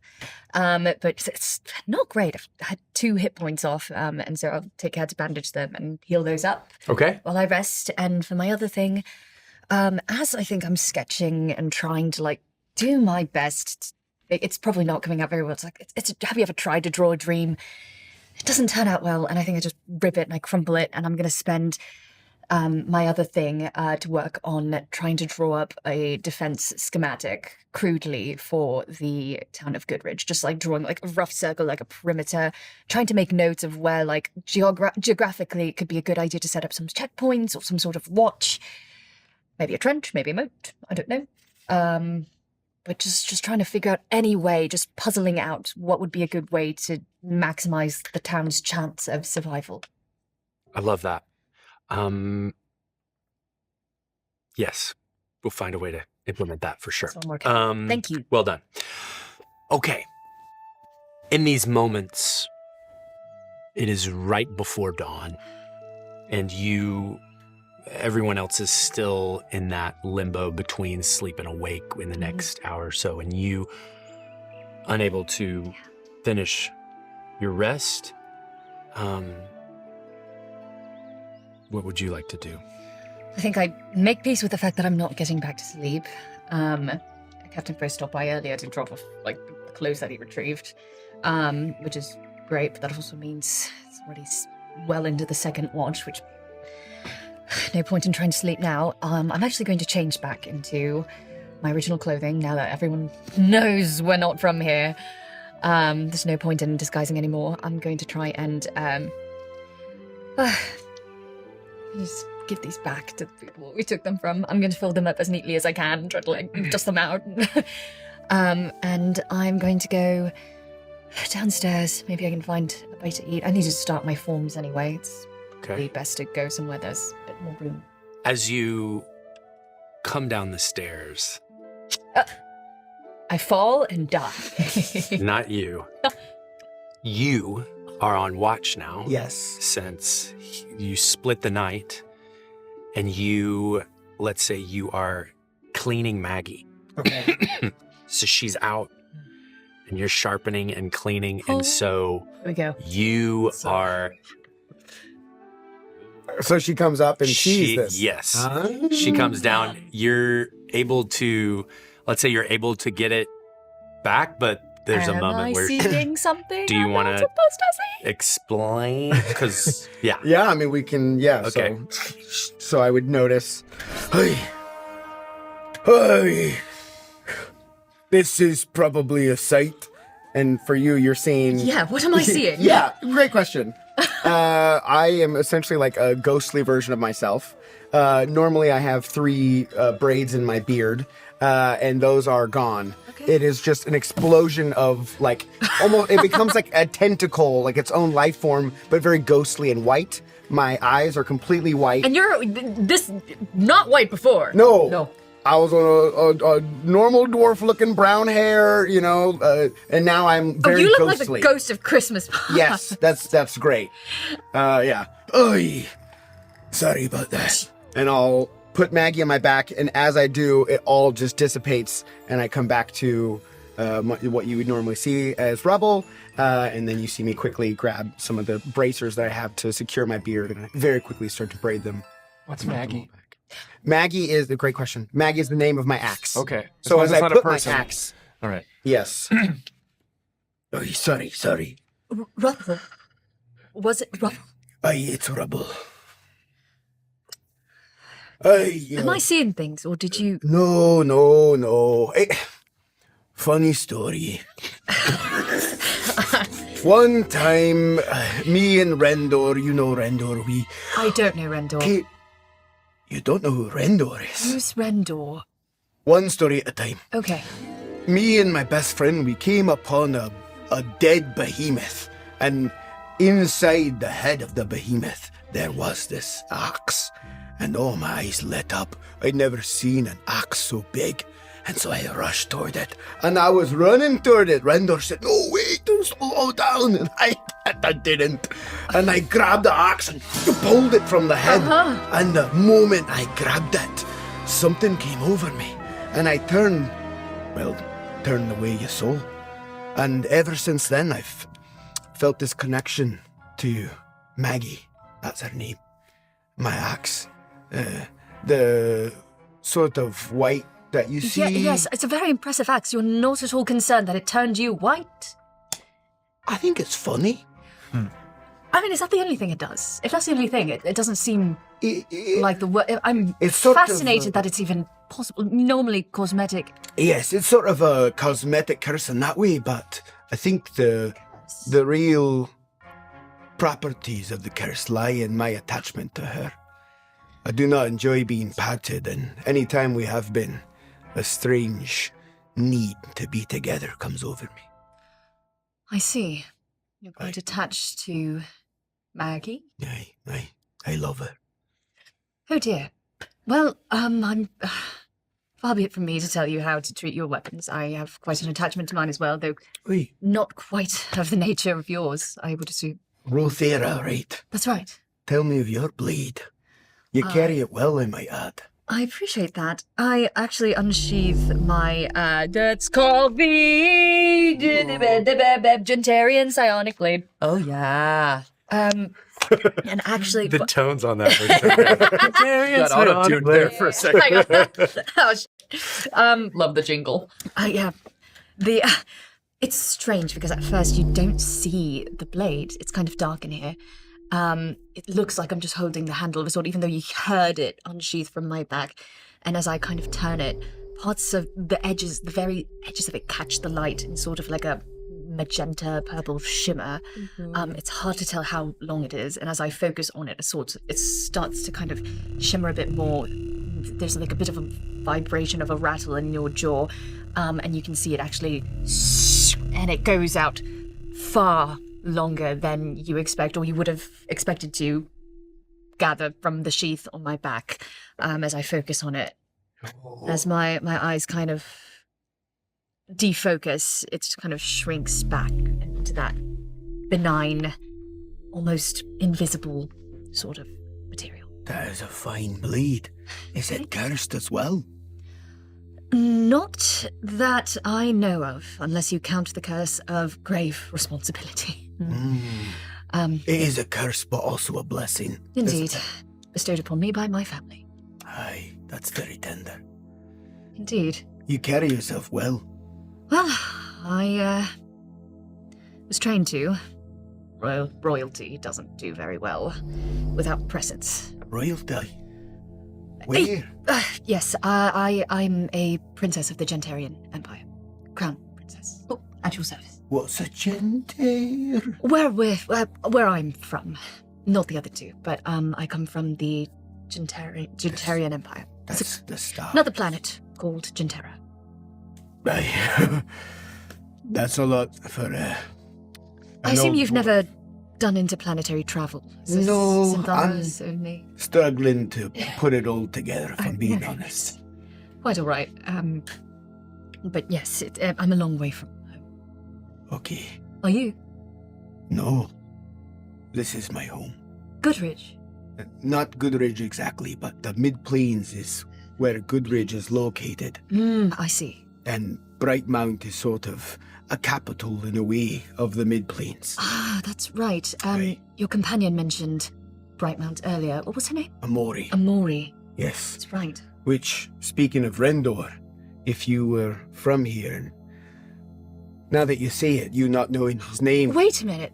The statue in the town, is that of him? Aye, it is. Well, goodness, how old are you? I've been around. Well, you don't look a day over very capable. That's kind. Yes, Rendor is Amori's father. Rendor Benastar. As I say it, a great pride fills my face. And we'll just say, like, there is a window, and Yeah. the way that everything's kind of outlaid, you can see the statue from your vantage points. I don't tell her to come look or point at it. I just walk up to the window and start staring out of it. He was a great man and a great champion. He passed in battle. We were together for a long time. You've been a warrior for a long time. Aye. Once he died, I retired. Made my way back to a space below Brightmount called the Proving Grounds to train future champions. Huh. That's what Cal is or was. Your charge? Yes. Aye. Well, might I say, you don't seem all that retired. I saw your handiwork at the collapsed tower. Incredibly impressive, especially the size of that thing. Aye. I guess Stax didn't clean up the bodies very well. Not very quickly. He was a bit preoccupied Did trying you? to feed your horses fish. Did you see the one that I sliced up the middle? Completely in two. But you It was would've- incredible. You would have expected in half. I know. I would have expected No. this way. It's a lot shorter Yes. length, but this way it's far more. It was symmetrical. Oh. It was incredible. And I didn't start at the top of the You head. didn't. I started. You started at the his bottom. bones. Oh, that's diabolical. I came up. Oh my goodness. Oh. That was it was magnificent work. Truly. Aye. I took note of it as soon as we got there. I said a warrior's been here. Truly. What does champion mean to you? I noticed you wielded it with.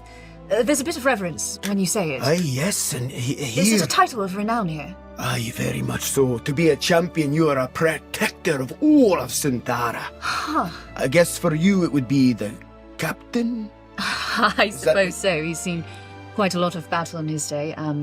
Do you have a word for warriors who have proven their great strength? More like ranks. Well, I've come from the battlefront myself. There's not a lot of honor to be found there these days. And so you've come in search of honor? I don't know that I'll ever find it at this rate. You will. Rubble, they're taking those things out there, the affliction. They took Ruru, a child. A warrior. Honor is meant to be a thing where you challenge a fellow warrior. You look them in the eye when you do it. You look them in the eye after all is said and done. I like that. I say so do I, but these things aren't warriors, the things that we're fighting. They're monsters. They would rip a child from her doorstep, try to turn her into one of them, or I don't know what they were planning, but it's... Where is honor in a battle against things that know nothing of it? In this moment, oh God, it's so good.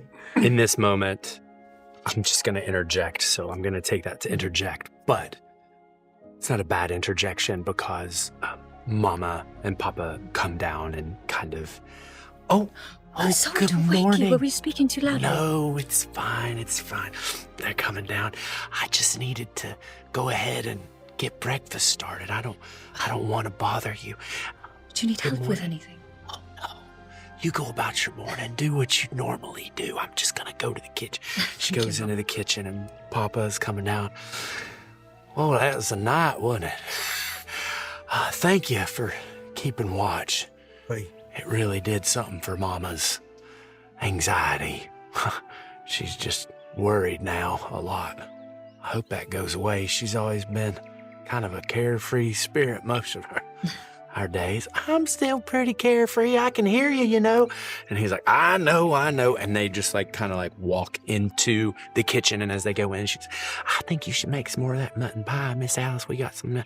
Okay, well, I'll do some mutton pie. I'm going to make eggs. I ain't make eggs in a long time. I want to make eggs. Well, you can make eggs if you want to. Just make some of them biscuits too. I like them. Oh, I'll make some biscuits for him. We got some of that ham? Oh, no, because of Graham's cart. Oh, yeah. Can I request a breakfast mutton pie? He hears you. I'm going to start on the breakfast mutton pie. Okay, you go right ahead. Yeah, sure. So, yeah. Coming up. Give me some time, but I'll get it to you. I think in this moment, Rubble is, I'm definitely feeling like so excited about this. And it's reminded me of, if I'm being honest, I think if Cal was there, he'd be a little jealous. Because this is what I thought it would be like training Cal, and it has not been like that. God. Oh, no. He's not here, though. Nope, he's not here. He can't hear that. He's not here. So, he can't be hurt by words he doesn't hear. So. You will find your way. We will teach them honor through death if we have to. I like the sound of that. How far be it from me to keep you from your very large breakfast from the looks of it. Aye. I myself need to work up a bit of an appetite first. You know, the way to, or a place that I could go to train. Where I Woke up be early disturbed. to train. Every morning. I think about some of the times I used to do that too. Aye. You know, Rendor is out there. Yes. He's watching over Synthara, and I know he'd enjoy watching over you. Could be a good place to train. All right. Lots of room and good company. Perfect.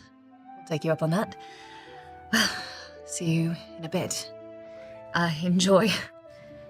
Whew, I'm like sizing up like already like I'm imagining Papa like loading up a tray this big of like just I'm like work up a big appetite and I'm gonna take off on a light jog down to the statue of Rendor. Okay. As you do, you see the statue you've seen before, but up close. You see the plaque that says Rendor, our protector. And the patina on it has been kind of cleared off. It looks like recently it's been touched and kind of cleared away. But yeah, there is just a warrior with, even in the statue, wind-blown hair and a massive sword and shield and just awesome. And I'll give him a classic warrior's bow, like eyes never leaving, down and then back up. And there is something you sense here that, and even nearby, you are able to find grass that isn't too high and almost worn down a little bit, where you have plenty of room to start your moves. My forms, I'm gonna launch straight into it. Okay. Honestly, I'm pretty fired up after yesterday and like all the restlessness of like the nightmare and the planning and the... Good lord, there's so much to do. But in this moment, what I can do is be better. I'm gonna find like scattered like rocks and pebbles. I'm gonna find things that are like fist-sized rocks or anything. And I'm going to start my forms. The sword is out, training, swim, and like simultaneously concentrating on the rocks as they soar around me in the air defensively, like an orbit. Are you still watching? I would love, if with your permission, I would love to see this. Well, I mean, you through the window. Yeah, you were at the window. You told her. You said, That's where this conversation happened. Yeah. She jogged out. You heard. We start with so you're one, able to pick up a second. She's not picking them up with her hands. Oh yeah. Yeah. What are you thinking in this moment? Honestly, I think if it's not cursed, I am starting to process again that there's so much of this that we don't understand. And I've definitely moved into I need to start just accepting some of this for now and not understanding it. So even the Gentarian and the space, like there's a lot of questions, but I'm trying to just roll with the punches. So I think that this is either the blade is cursed, but if it's not, this has to be all power also. Wow. These are all wizards. Oops, all wizards. Yeah, oops, all wizards. So I think it's a little bit of kind of relaxing too, in a way of I had such a good interaction with her. She seems so capable, and she's wielding these very with such finesse and grace. And those are not things I normally associate with the all power. Speaking of wizards, one has awoken, let's say. Stumbling down the stairs. It smells really good in here. Hey, Rumble. Oh, like terrible. Hey, Cal. Shouldn't have got rid of that hat, should you? For real. Oh. How's your watch? Hey, I'm hiding that was a really good experience. Hey, it was good, uneventful. That's good. Cal, give me an instinct roll, please. Roll? Okay. +1, and that is a 5 and a 12. Oh. That is, that's not going to be good though, because that's an 18 with fear. 18 with fear. So that's good. It's good. Yeah, it's good. Just means I get a fear. You don't need any more, but you know. With that roll, as you come up and you see your uncle looking out the window, and he's like, oh, hey, and like kind of turns to be present to you. You are able to turn and see what he was looking at, which is next to the statue of your grandfather, Princess Rho'Thera, who you met the day before, is with a blade. Yes, you would know it from your training, going through her paces, her movements, her forms, and training. And so just wanted to make sure you that's good. picked up on clocking that, seeing you. And picked up on him watching that and sitting in that moment of...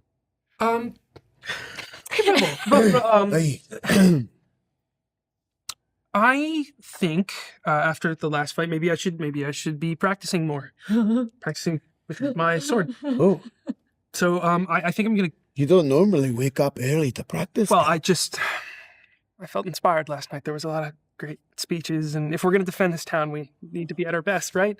Oh, all right then. That's a great idea. What we talked about last night. I don't feel safe taking this with me, and I'm holding on to the book. Maybe you hold on to it, and I can go? It's fine. You held it when we were practicing last time. Nothing's going to happen. I know. I know that nothing's going to happen, Cal. Maybe it's better if I take it. We don't know what properties it holds, if it draws them and such. We don't. And it would be safer with you if it is drawing anything in. So I'll just reach my hands out and take it then? Just reach your hands out and take it, and then I'm going to go, I think. And practice. What was that look? Just Rendor, see him out there? That's... You want to go practice underneath Rendor? Yeah, I look up to him a lot, so you know that. It's a good spot to practice, so... All right, yeah. You just take that. Okay, yep. And I'll take it very cautiously. Very cautiously, you have it. I'm gonna... Cal, you have grab my sword. your sword, and then... I'll be back for breakfast, like maybe in the window, and then like open the door. Okay. Fun. Starts to jog off on my... Before we get to you, what is happening now? Okay. Okay, now you're all comfortable with the all power, and whoa, it could be anything. Baby steps. Baby steps. Not a big game. What's going on in this moment? I associate this book with all of the fears. So, again, baby steps. It is better than it was. I know nothing's bad is going to happen, but that doesn't mean that all those fears aren't sitting in my body. And it doesn't mean that when I hold it, I'm going to be comfortably holding it. So, yeah, I guess slight fear, but also like, it's okay. A breeze comes through the window and blows. Yes! To a page where a man is standing with his hand simply like this.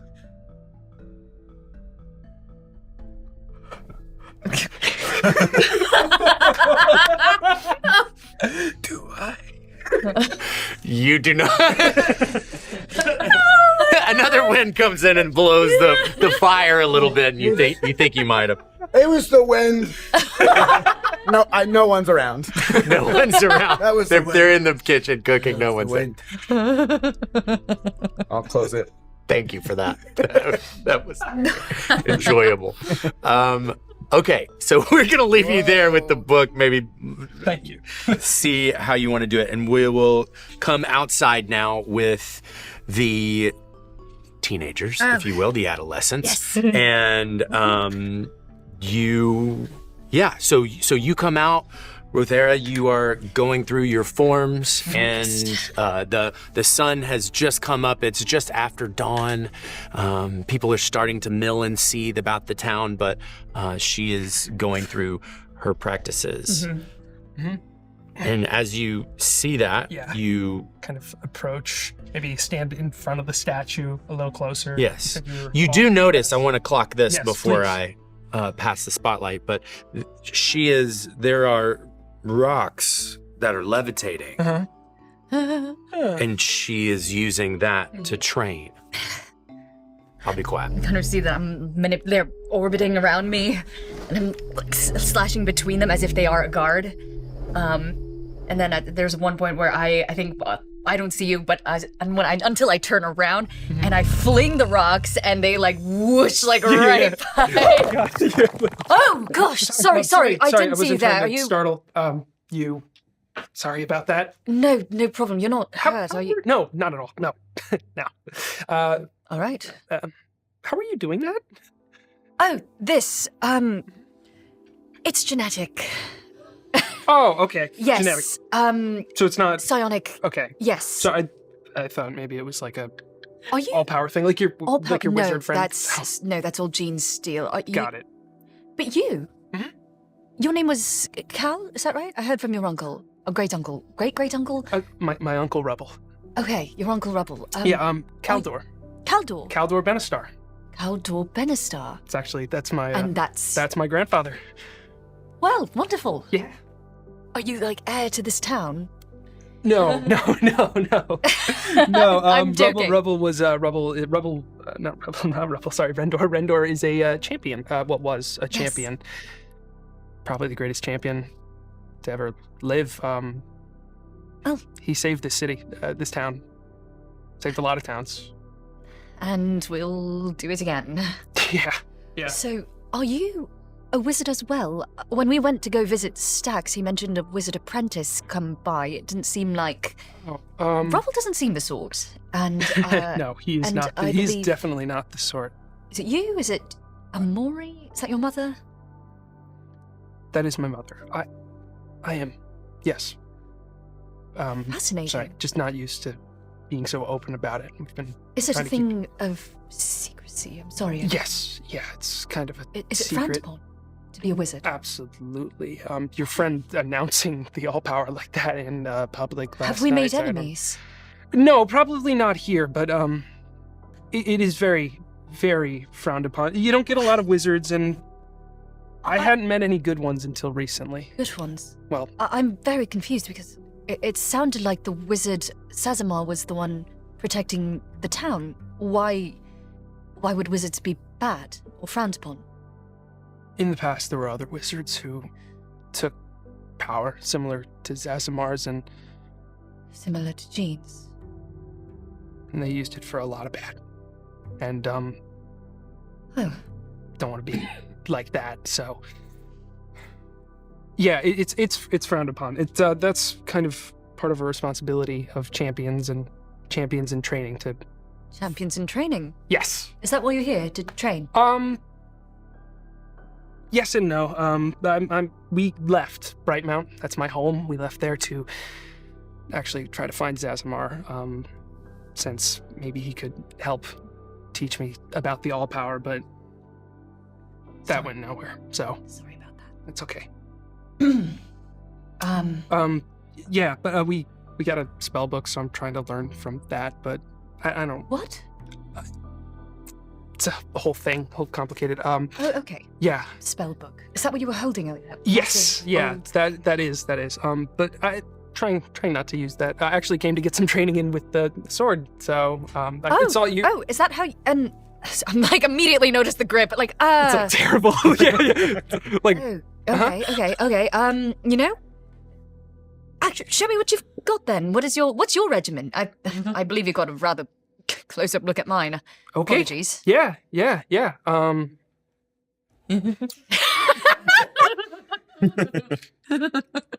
Caldor, like, is there maybe a tree or like a... Give me a presence roll. Yeah, presence roll. That's good. Oh dear. +1 to presence. That is that's not bad. That is a 16 with hope. 16 with hope. Yeah. That's great. Good job. Mm-hmm. Give me an instinct roll. 18 with fear. 18 with fear. Okay, so here's what happens. You are amazing. You do all your things. All right. You, the best that I've ever. That you can do. Yeah. It's a lot of. And you realize needs a lot of work. It's not that great. And so you are just like, you feel like you did really great, Yeah, and you did. I've been working on this like throw level. Sorry, dropped it. Okay, yes. I mean, he's not totally inept. No. But he is... Great stance. Just training. Yes. To start. So I might recommend maybe keeping your hands a little further apart so you have more maneuverability on the... I noticed you're putting a lot of force into like hacking, so, and I think you've got... Down. Okay. That's a slashing weapon, so I would recommend a bit I've more of a mostly clutching just been motion. kind of walking up. Oh dear. I mean, actually, I used it for defense. Yes, it does that as well. Okay. So slashing. Yes. Well, okay. Hands a bit further down. Okay. And you're trying to use it as like a lever, so Like you're going to. A lever. You're going to. Okay. Okay. Why don't you show me, and then I'll just. Yes. try to Okay. Actually, may I? I'm just going to move around and like physically reposition you. Hand move here. Yep. Hips face that way. Okay. Foot. Oh gosh, your foot should be pointed towards what you're hitting. Pointing towards what I'm hitting. Yes. Okay. Okay. Yeah. Yes. Chin up. Not that far up. Okay. Okay. That's down. And I'm going to grab like a large branch, and I'm going to use this so no one gets hurt. And we're going to do a thing called sparring. Have you heard of it? I sparred a few times with other champions in training. Great. So you know everything. Okay, so you know exactly how It's this mostly goes. getting beat up. And we're going to fix that. Okay. We're going to fix that. Awesome. Okay. You know, before we've actually put it down. Before we even start, you don't seem very confident at all in your swordsmanship or anything. That have you? You've been training, yes? Yeah, I've been training a lot, just not not fighting a lot, not fighting too well. Where's your head at with this? Because you can't. If you're not. Not to sound like some old sage, but if you're not locked in. I'm not locked in? Yes, it's an old saying from where I'm from. That's great. If you're not locked in with your emotions, you can swing as wildly as you want, but you're going to get hurt. You might hurt yourself. Yeah. I'm just afraid of losing control ever since this started, since I tapped into the all power. Haven't really had a good handle on it. Control of the old power? Yeah. What happened? Well, first I eviscerated a wolf, and then in our last fight, okay. Actually I kind of beat up another one, and Okay. sometimes I'm able to like energy, and that I'm not really able to aim that too well. Caldor, these all sound like good things. These all sound like you protecting people. I'm assuming these weren't just... That's what I'm trying to do, but I'm just afraid. What if I have to protect them from me? You know? So there's a lot of pressure riding on this. It's my family. I have to protect them. I mean, surely you get that. You seem close with your people, so. I suppose, though, honestly, they're more preoccupied with, not too preoccupied with protecting me. Right. Okay.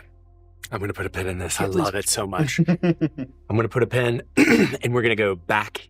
You guys keep talking and doing your trainings, and we're going to go back into the kitchen, and coming out, door open of the kitchen is a steaming large mutton pie. Papa's walking so proudly with it, and behind him, carrying even more than he's carrying, is Mama with a bowl of eggs and a plate of fruit and biscuits, and they come and they line everything up on this buffet kind of console table with different things are set up, and silverware and plates and cutlery, things of that nature. And Mama goes, okay, y'all, it's ready. Y'all come and get some breakfast. Come on in here. And he goes and cuts a massive piece of mutton pie, puts it on this plate and walks it over to you. Oh, there you go, buddy. I thank you. You're welcome. I hope you enjoy it. Too early for an ale, isn't it? No. Okay. He goes over and he gets he's got a smaller keg than Mumbles does. Or is it draft? And he said, it's for daytime. And he kind of winks at you and gets everybody else kind of settled, drinks, and we'll say at this point, you all are able to come down. You've come down, and you. What do you want to do? We see, and Amori has come down, and this is like beautiful breakfast at Punley Place. Let's say that Rubble is sitting. There's another fire in the hearth, and there are couches, tables set in such a way to sit and enjoy the warmth of the fire, and you're able to eat there as well, if you'd like. Before leaving my room, sure. I want to take a little meditative moment. Okay. Tapping into the light and feeling that first bit of the rays of the sun. And I'm going to use one of my prayer die. Please do. For hope replenishing. Okay. And this is a 3. Wonderful. So I'll take 3 hopes. Yeah. Okay. Put those in there. So you do those prayer die before a session, correct? Mm-hmm. Okay, fantastic. I was just making sure it wasn't after a long rest, because it's not after a long rest. Session session. Time. Okay, wonderful. Anyone else able to? Captain comes down looking real different, because thank God he's got his clothes back. He no longer looks like someone who like fell into a laundry line, because he's not wearing like somebody else's linen. So he's got his freaking coat back, which is like a gray-brown oil coat, knee-high boots and pants that have some pockets in them so he can put stuff, as opposed to like the linen pants that had nothing in them, right? It was just like the holster finally fits on the belt properly, rather than banging around where he had it, where his pistol's sitting. And you can finally see on the outside of his right arm, there's a sort of silver blue bracer that was formerly tucked underneath his sleeve. Doesn't really have an apparent function, but it's just sitting there, nothing on his left. And so like he's filling in it, right? Like he just, but his hair still looks like crap, like it always does, right? No fedora. The fedora is in the room because he's got everything else settled. And he kind of looks down at the food and is just happy as a clam. Papa's in the room. Mom and Papa in the room. So he goes up to... They're putting things together. He goes up to Mama and Papa, and I go, okay, this is probably a long shot, but where I come from, we take these dark beans and we grind them up, and then we kind of pour hot water over them, and we call it coffee. You wouldn't happen to have that, would you? Are you talking about jitter juice? I am probably talking about jitter juice. Well, sure, we got jitter juice. Thank and he God. goes and he brings it out, but he pours you this cup, and it's hot and steamy and liquid, and it's orange. Probably not the weirdest. I mean, I saw Thresher drink a lot of green coffee on the ship, so I kind of take it. What does it smell like? It smells earthy. It smells like minerals and earth. A hint of salt. Okay. So he takes it and he kind of is, much obliged. Turns away before taking the first sip. How does it hit? Roll. No, I won't make you roll. No, I'm kidding. It is something like you've never really tasted before. There are similar flavors. It is hot. You cool it off a little and you taste it. But as soon as it kind of goes down and warms you up, that'll work. Yeah, fantastic. Yeah, you have a pep in your step. It's even more baseline than coffee would be. You know what I mean? I smile at everyone and kind of walk over to the food. Be careful. Yeah. With it. Okay. Okay. So he is having that. Hot 5-hour energy. Yeah. You get a niacin rush. Yeah, Roll. No. Okay. So, and you've come down. Yeah, I make my way over to Rubble. What do you get? Do you get anything to eat before you go over there? No, What's but on your plate? I smile at them as I kind of pass because I am not one for mutton. There is fruit. There are eggs. There are different. There are biscuits. There is one small thing of jam. There, not a lot of jam, but there's a little jam. There's one thing jam. Jam, okay. I might. I'm not forcing you to eat, but if you want to, you can. I'm gonna palm a biscuit, and smile warmly if Mama and Papa are there bringing in anything, and I'm gonna sort of make my way over to Rubble. Beautiful. The Rubble's recipe, there. of course, just oil and no butter. Right. Oh yeah. Right, because they're vegan biscuits. Yeah. Obviously. Yeah. Obviously. Biscuits. Obviously. Jean wakes up and you can hear him coming. but you hear him and then you look as it stops. He's standing at the top of the stairs like this, waiting for someone to acknowledge him. Oh. Wait, and everyone else has changed into their original garb, and you've doubled down on the. Well, This man's he just Synthara. made them. It's true. Okay, he's standing at the top of the steps, looking very vulnerable. Jean, do you have those nails? Jean's staying at the top of the steps. Yes. Well, you nailed it, buddy. All right, Gino, come downstairs. He walks Nailed over it. to you. So you like my pants? Why don't you have a seat? Guess who made them? I don't think I'll need a crystal ball for this one, Gene. I think I know who made them, but indulge me. Who? You made them. You made them. He did make them. He made like them. I do. That's good because I've nailed myself into these pants. That sounds permanent. I'm not one for fashion, but every once in a while I really key into how something should look. For instance, And I'll pull out my rainbow dwarven hat and put it on. That's really nice. thank you. Wow. Wow. Indeed. Wow.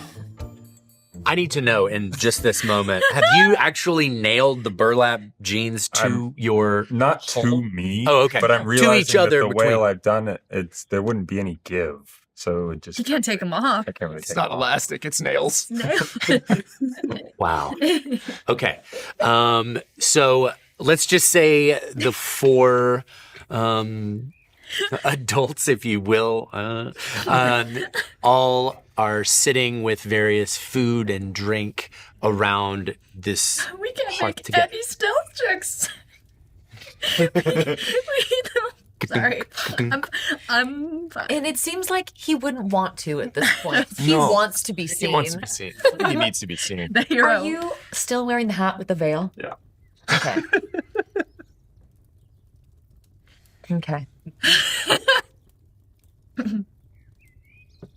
You're both looking well this morning.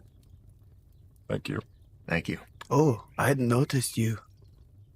I get that a lot. You changed clothes. I noticed you right away. Yeah. Captain, what is it you have on your hip? This. I pull the duster back in the... Well, let's say it's like a really small, really fast bow and arrow. I see. I could demonstrate for you later, but now's probably not the time. And this is something that you have in the stars? A lot of them, unfortunately, yeah. Fascinating. We call it a gun. A gun. And it doesn't shoot arrows, it would shoot... No, it shoots... He thinks of a way to describe it. I feel like we've been throwing the word all-power around a lot. But think of it like shooting a small piece of the all-power. Very fast. So in the stars, everyone's using all power. So it seems. We call it Calum. Again? Calum. Calum. It's a type of mineral that we can mine. It powers things like guns or ships or gene. A power gem. I see. Do you have power gems? Did you bring them here? Well, you're looking at one right now, I think. If we're talking about the same thing, and there's still one on the ship. It's a part of you. Yes. It isn't a rock or a scepter. It's in you. Yes. Without it, I am not. But it can be removed then. It is a... No. I don't want to. Oh, I'm so sorry. No, of course you... Please keep your power gem. It's just there's been so little that's been understood and known about the all-power for generations at this point. Have you met someone who can use it without having it? Who can wield the power of the Calum, who doesn't have the Calum? No. That's not possible. You can't harness Calum from a distance. It's possible. In this moment, in this conversation, Mama comes over and says, "Hey, how are y'all doing? It's so good to see you. Did you sleep okay?" Slept fine. Good. I didn't sleep good at all. I'm still kind of worried. Do you know what's going to happen today, or y'all got plans, or I don't know. I just want to be of use, you know? I mean, you got Punley Place here, and any kind of help that we can muster, we'd love to be helpful to y'all in terms of just, I don't know, protecting ourselves. I just don't know what I'd do if something happened to Papa again. And he says, "Well, I don't know what I'd do if something happened to you." He kind of hugs her, and they do seem, just to you, a little worried. And in this moment, kind of bring to focus. I don't know for how long we'll be here, but while we're here, may we continue to stay with you? Of course you can. You can stay here as long as you need to. Well, Mama, I mean, we need to make some money. Well, honey, we got enough money. What do you do? Well, I mean, I'm just saying, honey, she's an oracle. I know. And he's a captain. They kind of look out at you and smile. You can stay here as long as you need to. Then in that way, you have made yourself entirely helpful. There is much for us to discuss. But we will help you. That is for certain. All right. That sounds good. I appreciate it. Amori would never leave you feeling unsafe. Right. Not again. At this moment, the doors of Poundley Place open, and a woman comes in with kind of a haggard, forlorn look on her face. It's Jane. Oh. And she walks beeline straight to you and says, "Hey, I'm really sorry about yesterday. I had a little too much of that special jasmine ale, and, I just think we need to have a plan's all. But I realize I might have gotten off on the wrong foot. I love this town, and I want to be helpful. So I just wanted you to know that I'm sorry if I was out of line. And you've got the whole of the lumber mill available to you for whatever you could need." I don't think there's any apologies necessary. You were right to question me. There's a lot to take in. But if there's one thing that I learned about you last night, it's that you do love this town. And I'm gonna need you. And I'm gonna need everybody in this town to pitch in. Lumber mill, and you seem like you have a mind for a plan. I might need that help too. I do. She's got a pencil behind her ear and a notepad, and she just kind of starts writing things down, and she says, "First of all, I hate the constable's idea of the bells." I think we all can agree that Right? the bells. Yeah, It's really bad. we're It's not gonna have dumb. the bells. I mean, I tried if to it wasn't for interrupt him. Pud, Did you notice when I tried to interrupt him? I did. Okay. He means well. He does. so earnest. Yeah. All right. Well, me and Tom are just working on repairs, but whenever you want to, put our heads together on how we can bolster our defenses, I guess, I'd be down. You're a carpenter. Yeah. We work the lumber mill. Me and my brother, Big Tom. He's the big guy. Can you make me a diagram of Goodridge? Diagram of Goodridge. She looks and she's like, "You mean like this?" And she's got it in her pad, right there. Precisely like that. Yeah, it's drawn to scale. It's a little bit of graph paper she's made herself. Wow. She's kind of drawn lines on her pad, and this is, Perfect. And you see, as she's going through this notepad, you see different things you've seen throughout the town, different buildings and the well, different, things you haven't seen, gazebos. And This world has so much magic and energy force and spells and gene, and all of us were like, "Whoa, graph paper! Holy crap, graph. Yeah. graph paper and cornbread. So I'll say, I need about 10 copies of those. Can you draw some more? Sure can. Beautiful. I knew I could count on you. All right. I'll leave you to your breakfast. I'm going to go get started on that. All right. Enjoy. So she goes out, and you kind of watch her go, and you can see the lumber mill, and she's already got a couple of sawhorses up, and she throws a big old piece of plywood on top and has some blank paper, and she puts it down. Tom! She's kind of calling over to hold this down. Then she just starts getting work on it. Cool. I turn back to Gene 3.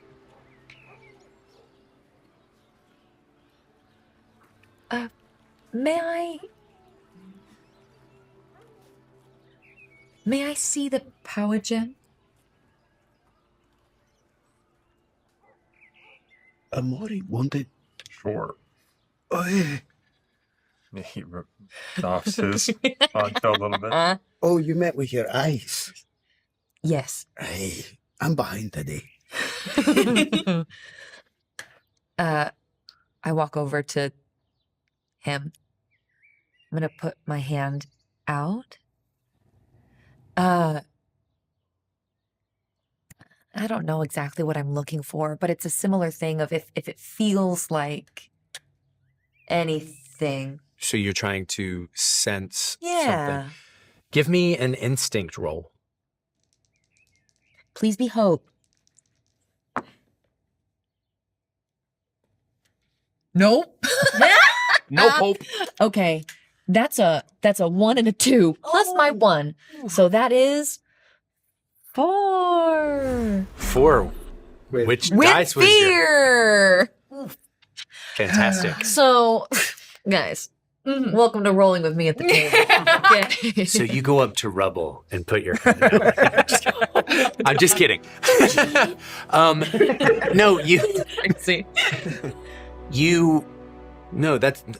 I love that was your impulse, and as you do, you don't really sense anything, and I know you're trying to look for a rock, but the way that what we would know to be his core, it's just emitting like a light yeah. that will change and be blue sometimes, and it's almost translucent. There's like a lot of different color in it. You can't necessarily make out if there is a rock or a crystal or whatever in there, but you definitely sense that they're telling the truth, that he is run by what they're calling Calum and what you would know to be the All-Power. I sort of, I take my hand back, knowing, that it's just like before, where I don't feel anything. It's so strange. All my life, I've been able to sense and feel the light, which... Do you even have that where you're from? And the All-Power has always been something that is not only out of reach, but forbidden, wrong. And here we are. Everything is upside down. And now even... the stars are falling from the sky?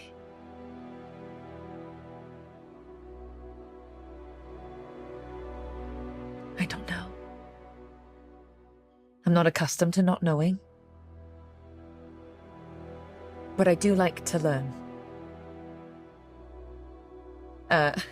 After this moment, drawing her eyes upwards to your veil. May I see your face? Gene doffs his hat, which has his veil attached. If you look closely, it was made out of a sock. Just so you know. Okay. What? I thought it was a stocking. Well, Stocking. Oh, okay. I assume stockings are a little thinner. because they're translucent. Okay. I put stockings in the sock family. Okay, good. I just didn't want it to be a dirty... Taxonomy of footwear is really Okay. Gene 3's face is more like a helmet with no separation that you would normally see for like a warrior. It's just a total head made out of metal, but with 2 slits for eyes that shine with the same all-power. Wow. Yeah. Keep going. What's the nose and the mouth? I want a helmet here. No nose. It's flat, Voldemort style, but not as unsettling because its jaw is a little bit more jutted forward. It isn't quite, modeled after a human, but something that would be more pleasing to look at without a nose. And then just more like a thin kind of mesh, like we have for speakers for a mouth, and a little straight line across. So the mouth doesn't move? Mm-mm. Wow. Wow. That's fun, right? Trying to explain future things. Okay. Go ahead, please. Am in awe. All of this is... And I think also, too, again, when we see new things, and sometimes you pull to fear, I pull to curiosity and wonder. I'm trying to get there, Janelle. It's okay. I know you're trying. And I know you're trying. You're holding the book. That's big. Big deal. Big deal. Baby steps. And I kind of am not thinking of myself in this moment, and I bring my hand up to touch your face. Gene doesn't react. Something comparable, I think, would be Stax. I've been informed that and he moves his head and your hand just kind of slides across his face. Yeah. Is I am like that. You are a wonder, is what you are. That's for sure. Okay, in this moment. Yeah. Jane comes back in and says, okay, I got him. And she hands you the thing. She's like, what's that? And she sees, like, down by your... Me? Am I back? Yeah. They came back? We're back? Shoot! We haven't got- No, we're still- wait, Sorry. you're still gone. Okay, wait. If she left and came back, No, No, she didn't. She's not here. Sorry. I thought you were making eye contact. so and I much was like, presence. Yeah. I'm watching, and it's great. I'll do that for you. My mistake. People make mistakes. Okay, so let's say you come in and she is like, okay, here, I'm ready to go. There's a couple of holes in the plan, or in the diagrams rather, but I don't know. Hopefully you can do something with it. I think I can do more than something with it. Thank you. Okay, great. And let's just say in this moment, yes, you're both kind of coming. I think on the back way in. back, I'll just be explaining, like, it's a matter of being assertive. It's not just in battle also. It's just like in life itself. You know, people aren't really going to, if you can't even, you have to listen to yourself and other people will listen to you. And that's being locked in. That's being locked in. Okay. Honestly, it was such a struggle to even get Captain Fray to get down here. He really, when I was telling him that something was wrong, I had to be assertive about it. He really thought it was like a neutron star under the bed situation. Sure. Yeah. Yeah. That. Yeah. Type of. Yes. Thank you, though. Of course. Yeah. Yeah. It's already better. Yeah. Yeah. All right. All right. You can go first. I'll grab the door. Maybe it's up on me, please. Go ahead. Thank you. Name. Gene snaps his head over to the door. Where were you two? I would like to lean over to Amori and say, that's true. Training like literally every morning. off of Gene saying that. Are those new pants? Yes, they are. I made them. They look very unique, Gene. I think so too. Off of Gene saying that, I want to lean over to Amori and be like, Cal was excited to go out to see her.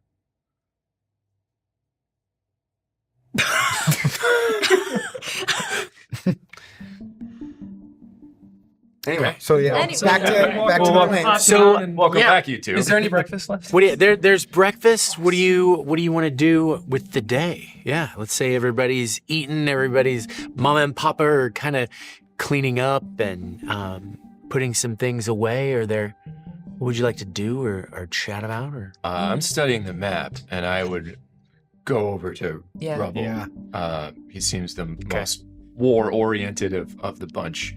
And so we're going to kind of sit down and start looking at this map and seeing, can we form a defensible perimeter? Can we not? So let's say, and Jane's still there. I'm about to take out the drawing I made of the town. I go, and I have into the fire ideas. Come on, sorry. You know, this is quite good. Where's this from? Our local carpenter. Yeah, it's yeah. Welcome. Good to see you. I said it earlier, but I should tell you too, since you weren't here, but I probably had a little too much last night. Tied one on, and I was a bit egregious in my my criticisms of you guys, and I just wanted to apologize and say I am here, and me and my brother Tom, we run the lumber mill, and you're more than welcome to anything you need to help for the defenses of Goodridge. And I was just talking to the captain here, and I made all these diagrams of the town so that maybe we could have, a better plan. Water under the bridge. This is incredibly helpful. Thank you. What was that you just tore up? Just a few notes that I made, but and sketches of teeth, but it's really, this is more useful. Trust me. All right. Yeah. So I think if we go here and then you kind of have that moment where it's like, great. I'm gonna join them for that. Okay. Yeah. Can you do it? Can I? Great. Okay. Awesome. So you all are talking, and then there are other townsfolk that are kind of coming in, kind of looking around. Constable Riley comes in. Pudge runs in, dirty feet all over. Pud, get him out of here. He's gonna track mud every Pud. Oh, you're so cute. Come here. And he goes over to Mama, and Mama's got a special little relationship with Pud, and like her. And then she gives him a little bit of like breakfast that she has left over. He's eating it, but he's definitely made a mess of the place. And Constable Riley says, "All right, you ready?" Oh no. If he brings it up again. For what? Yeah. He pulls it out. He's got string and bells. I found a bunch of it. Fantastic! We needed metal in order to melt it down for our defense plans. Thank you, Constable. So thoughtful. Take the bells. In this moment, right behind him, Tremel comes in. Tremel, we have metal to work with. That is fantastic. I have seen the forge. It needs a little bit of help. It has gone through the ringer, but I believe we can get things up and running. I believe first, though, maybe weapons. Yes? Weapons. We need to Arm the people. arm the town. You made weapons before, I'm assuming? I saw a have- lot of farm tools in there, Tremel, but I don't know that I saw a lot of spears. I can turn whatever into sword. Plow, rake, hoe, I can turn into sword or axe or javelin spear thing. Great. Gene. Can anyone, assistance would make it go fast. Gene, you have a good relationship with Tremel. You want to help him out? Nice pants. Thank you. Captain, can I talk to you privately? I was going to say the same thing. Let's go. One moment, please, Tremel. Sure. Tremel goes over and kind of sees a little bit of the biscuits left, and he's like, starts eating, and everybody's kind of going. We step outside. What's on your mind, Gene? Captain, with permission, what are we still doing here? The right thing. I understand, but I'm feeling conflicted. We now have the means to repair the Audacity, and now we're delaying it again. I've been away from our ship for a long time. And it's our mission to deliver the princess. There's an interplanetary conflict going on. Why us? What is our purpose here? You said it right, Gene. She's my ship, too. I miss her just as much as you do.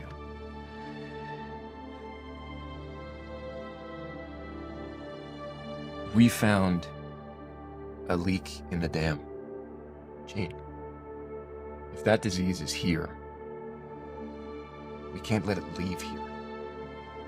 You said it yourself, even if we sent a call to the Gentarians, they send a ship here, great, now we've got an infected ship that goes out and infects a bunch of other ships. We need to stamp it out here. And these people need us.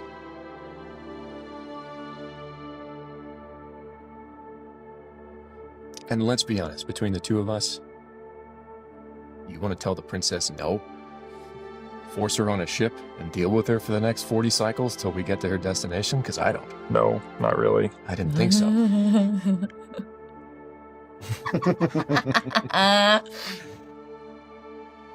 And you have a point. These people are quite fragile. Look, we're not here to build a new world order. We're here to solve one problem.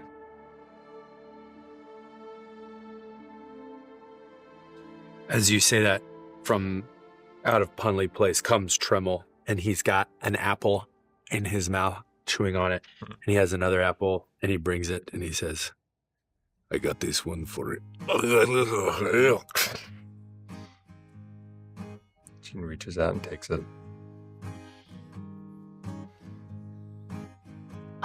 right thing, Gene.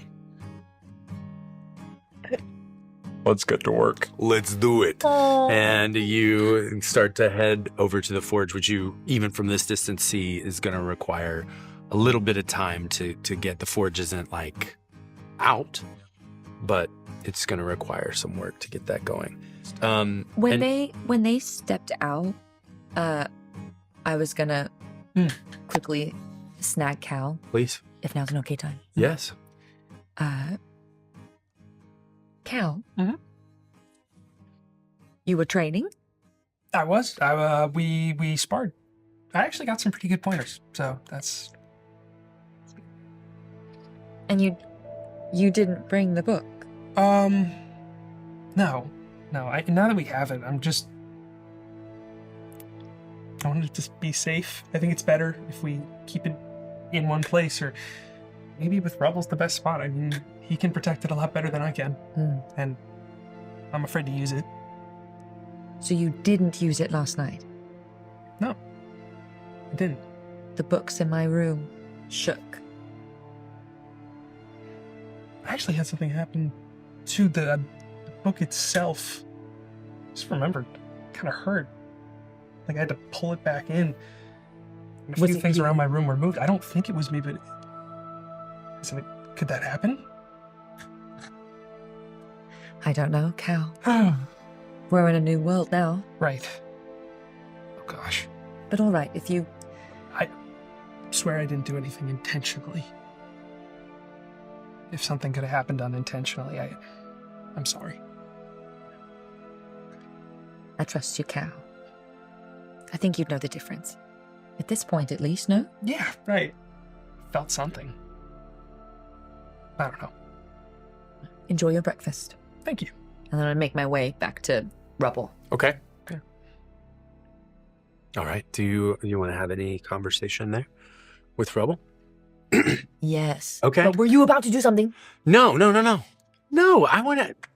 What are you going to do? Are we alone? I'm still Well, outside. I think I'm also. Yeah, you are outside. Jean has There, gone with yeah. Tremel. You are I'm still inside. Treating inside. myself to some fruit, Um, and also being like, not bad, not terrible. Oh, Cal. Yes, How long did you say he's been training? He is a good lad, and Yes. he's, His footwork.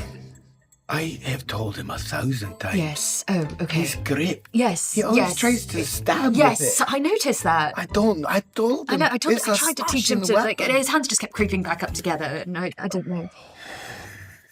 It's okay. I mean, you know. I look at Amori, she gets it. I am not participating. But Cal, yes, no, perhaps other strong suits.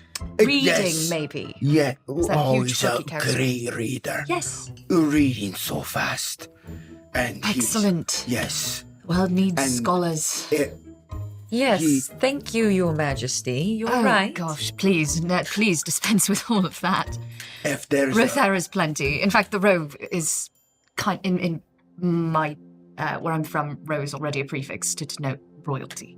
Oh, so your name's Thera?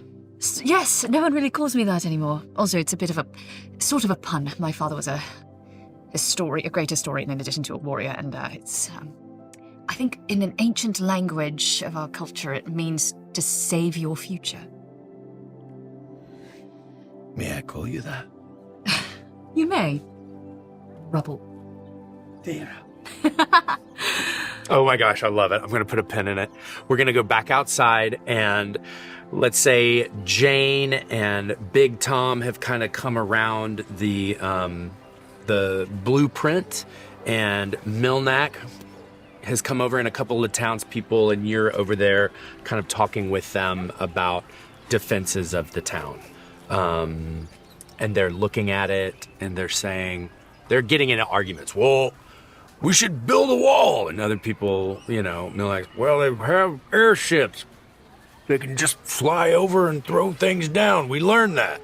And so there's a bit of a disagreement amongst people as to what the plan would be, including Constable Riley, who says, Can't believe she took my bells. Pud's just kind of like running around there. Would you like to... What would you like to do in this moment? Yeah, so Captain's looking over the chart of the town, and so there's 2 fronts here. There's ground and there's air. There's no water around, so I'm not worried about that. There is a stream. There is a stream, but they're going to come down in like with the little lumber tiny, mill. like those little newspaper boats you make. They're going to sail down in those. I just wanted you to be aware there was water, so in case you needed it. There's water. Okay, tell me about the water. Is it? It's a stream. No, you were invested in this water. I want to know about this water. How big is this water? Is it like a raging river? 75 feet of water? It is not a reaching Is river. it a natural border? It is somewhat.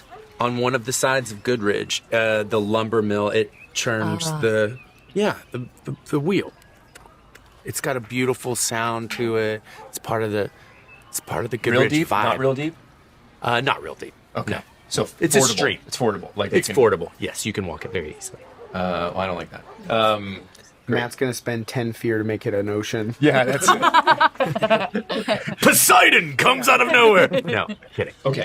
So there are 2 things that I really want the townspeople to make. So I'm talking to Jane and Tom. Okay.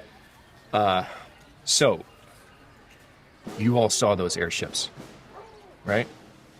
Yeah, we saw. I saw them up close. That thing on top, it's just canvas. You put a couple of holes in that, and that thing comes down. But we need to reach it. And so I'm going to kind of give them the rudimentary idea of like a ballista, like a big tension, like a trebuchet. Like a trebuchet will go over. I want a ballista that goes straight. Okay. So something that you can put lots of big pointy sticks on and pop that balloon. Okay. So that's everyone's face is just like, this is a wonderful moment where you are sharing basically technology and plans with people who had the ability to do them, but didn't know how, or even that it wasn't in their consciousness. And you have totally screwed the Eververse. Like, this choice is going to ripple through all realities, through all time, including this one in this moment right now. Kidding.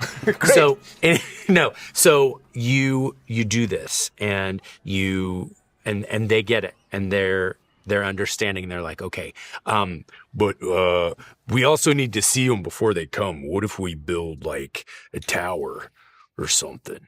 Nah, don't build a tower. Look at this thing, can shoot them out of the air no matter when they come. But, it'd be good to have a tower. You just want to be tall.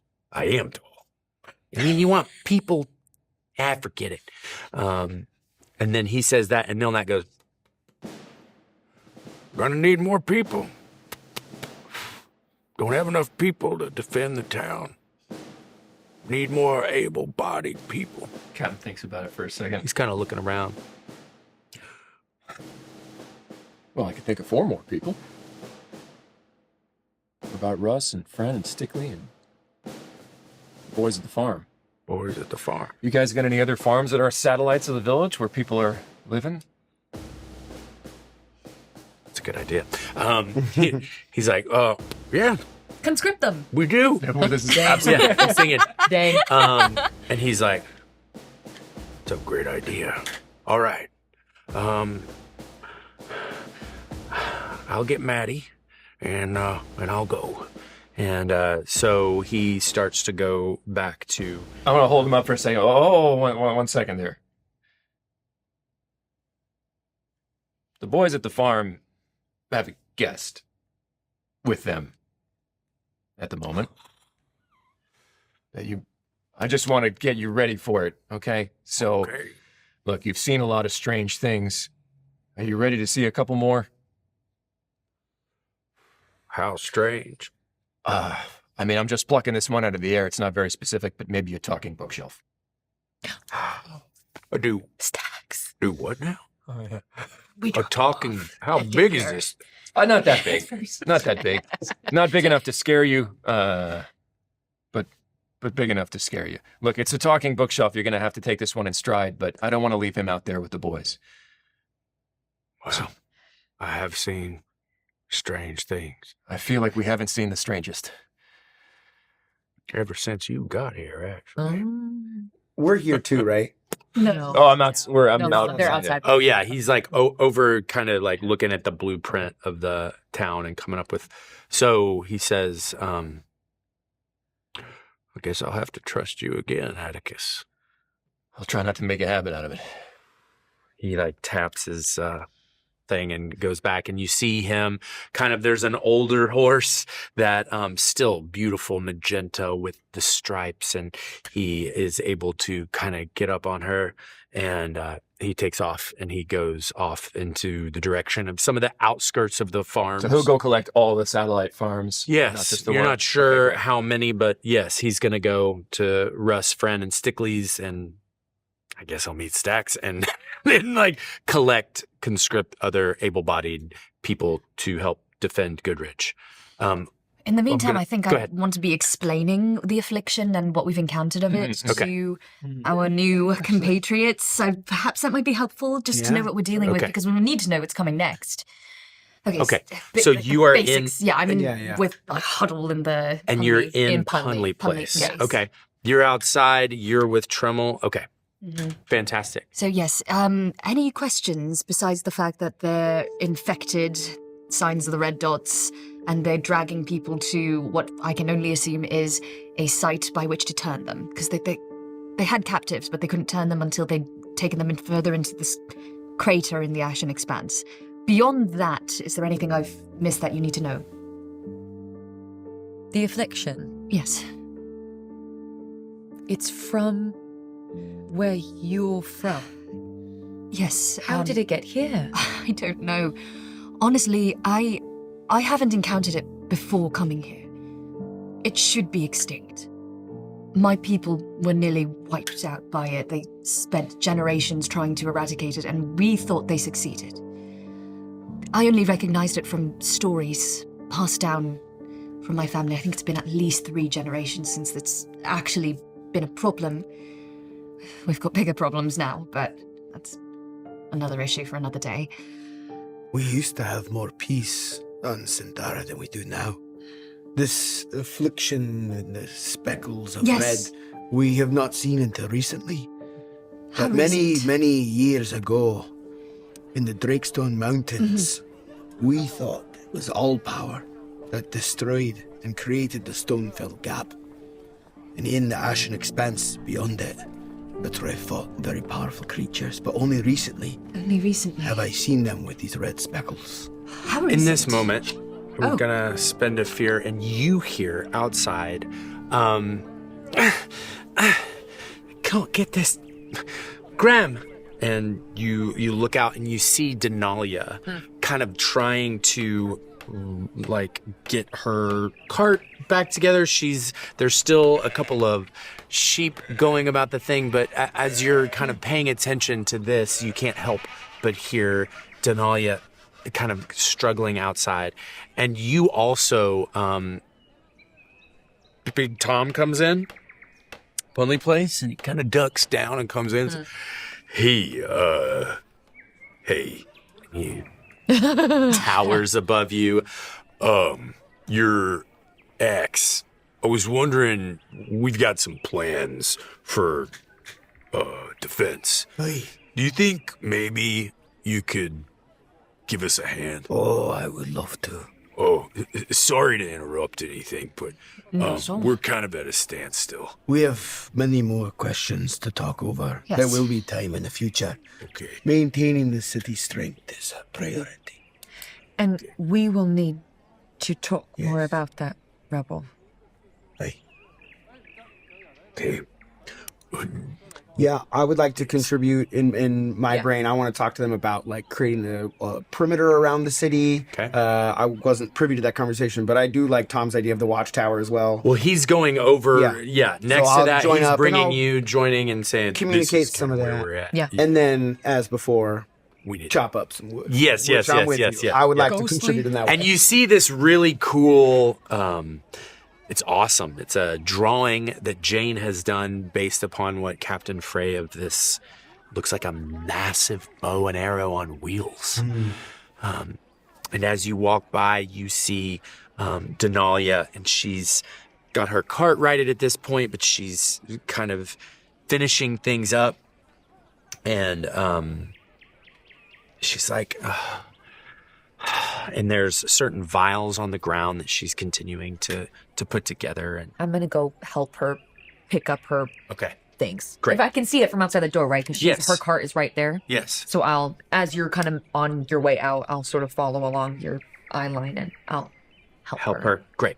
And then, Cal, where are you again? Where can I be useful? Where would you like to go?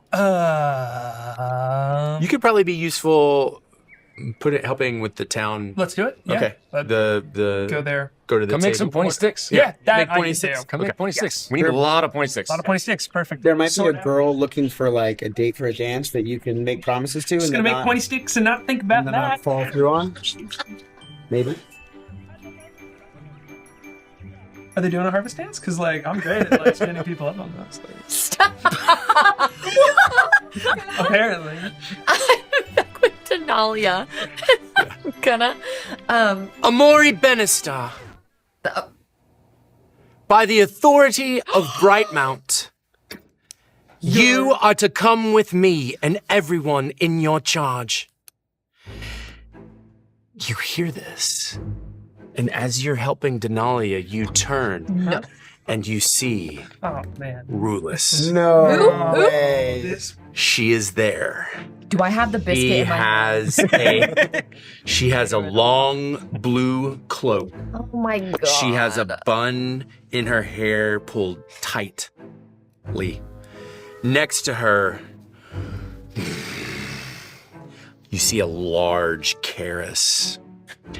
Full plate armor. No. Massive flail, like a club. Staring you down. Next to him, just a little smaller without the tuft of hair on his head. Another, younger Karis. You would know as Rexus, his charge. Also with them is Oracle Liana, a half-giantess with Okay, Liana. with brown hair.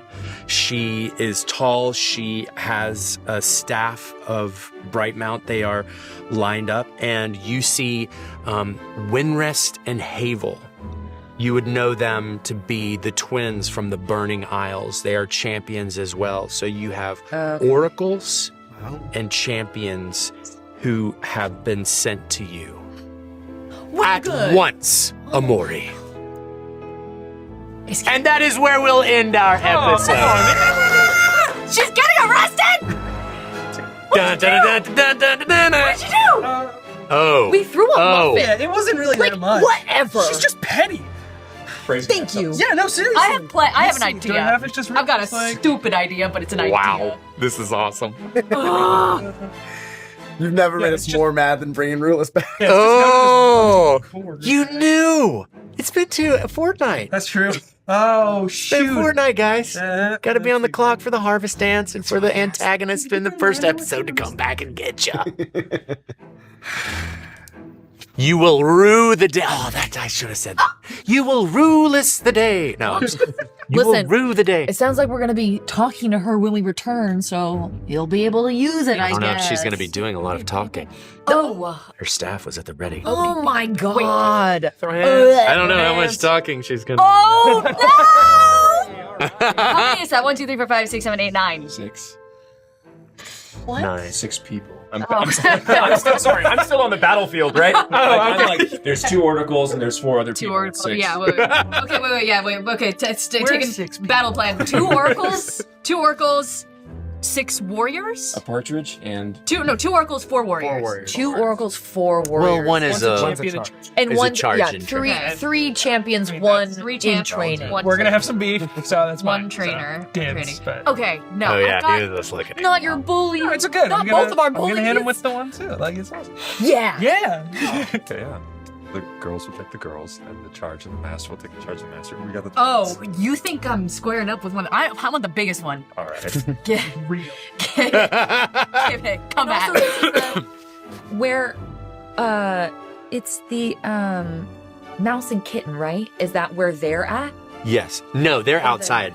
and you all have come out of Punley Place. You're in front of Punley Place with Denalia. I mean... And we're having a montage at the lumberyard right now. Right. And the lumberyard is past the... Like, they're further away? Yeah, just kind of to the right of the stables. Okay. Boom. I'm still playing the game. It's like, well, we would have heard that, right? But yeah, that's you did say that we have to end. So. And that is where we'll end it. All right, thanks for joining us here at Rigamaroll. I want to keep going. I'm Matt Lowe. We'll see you next time.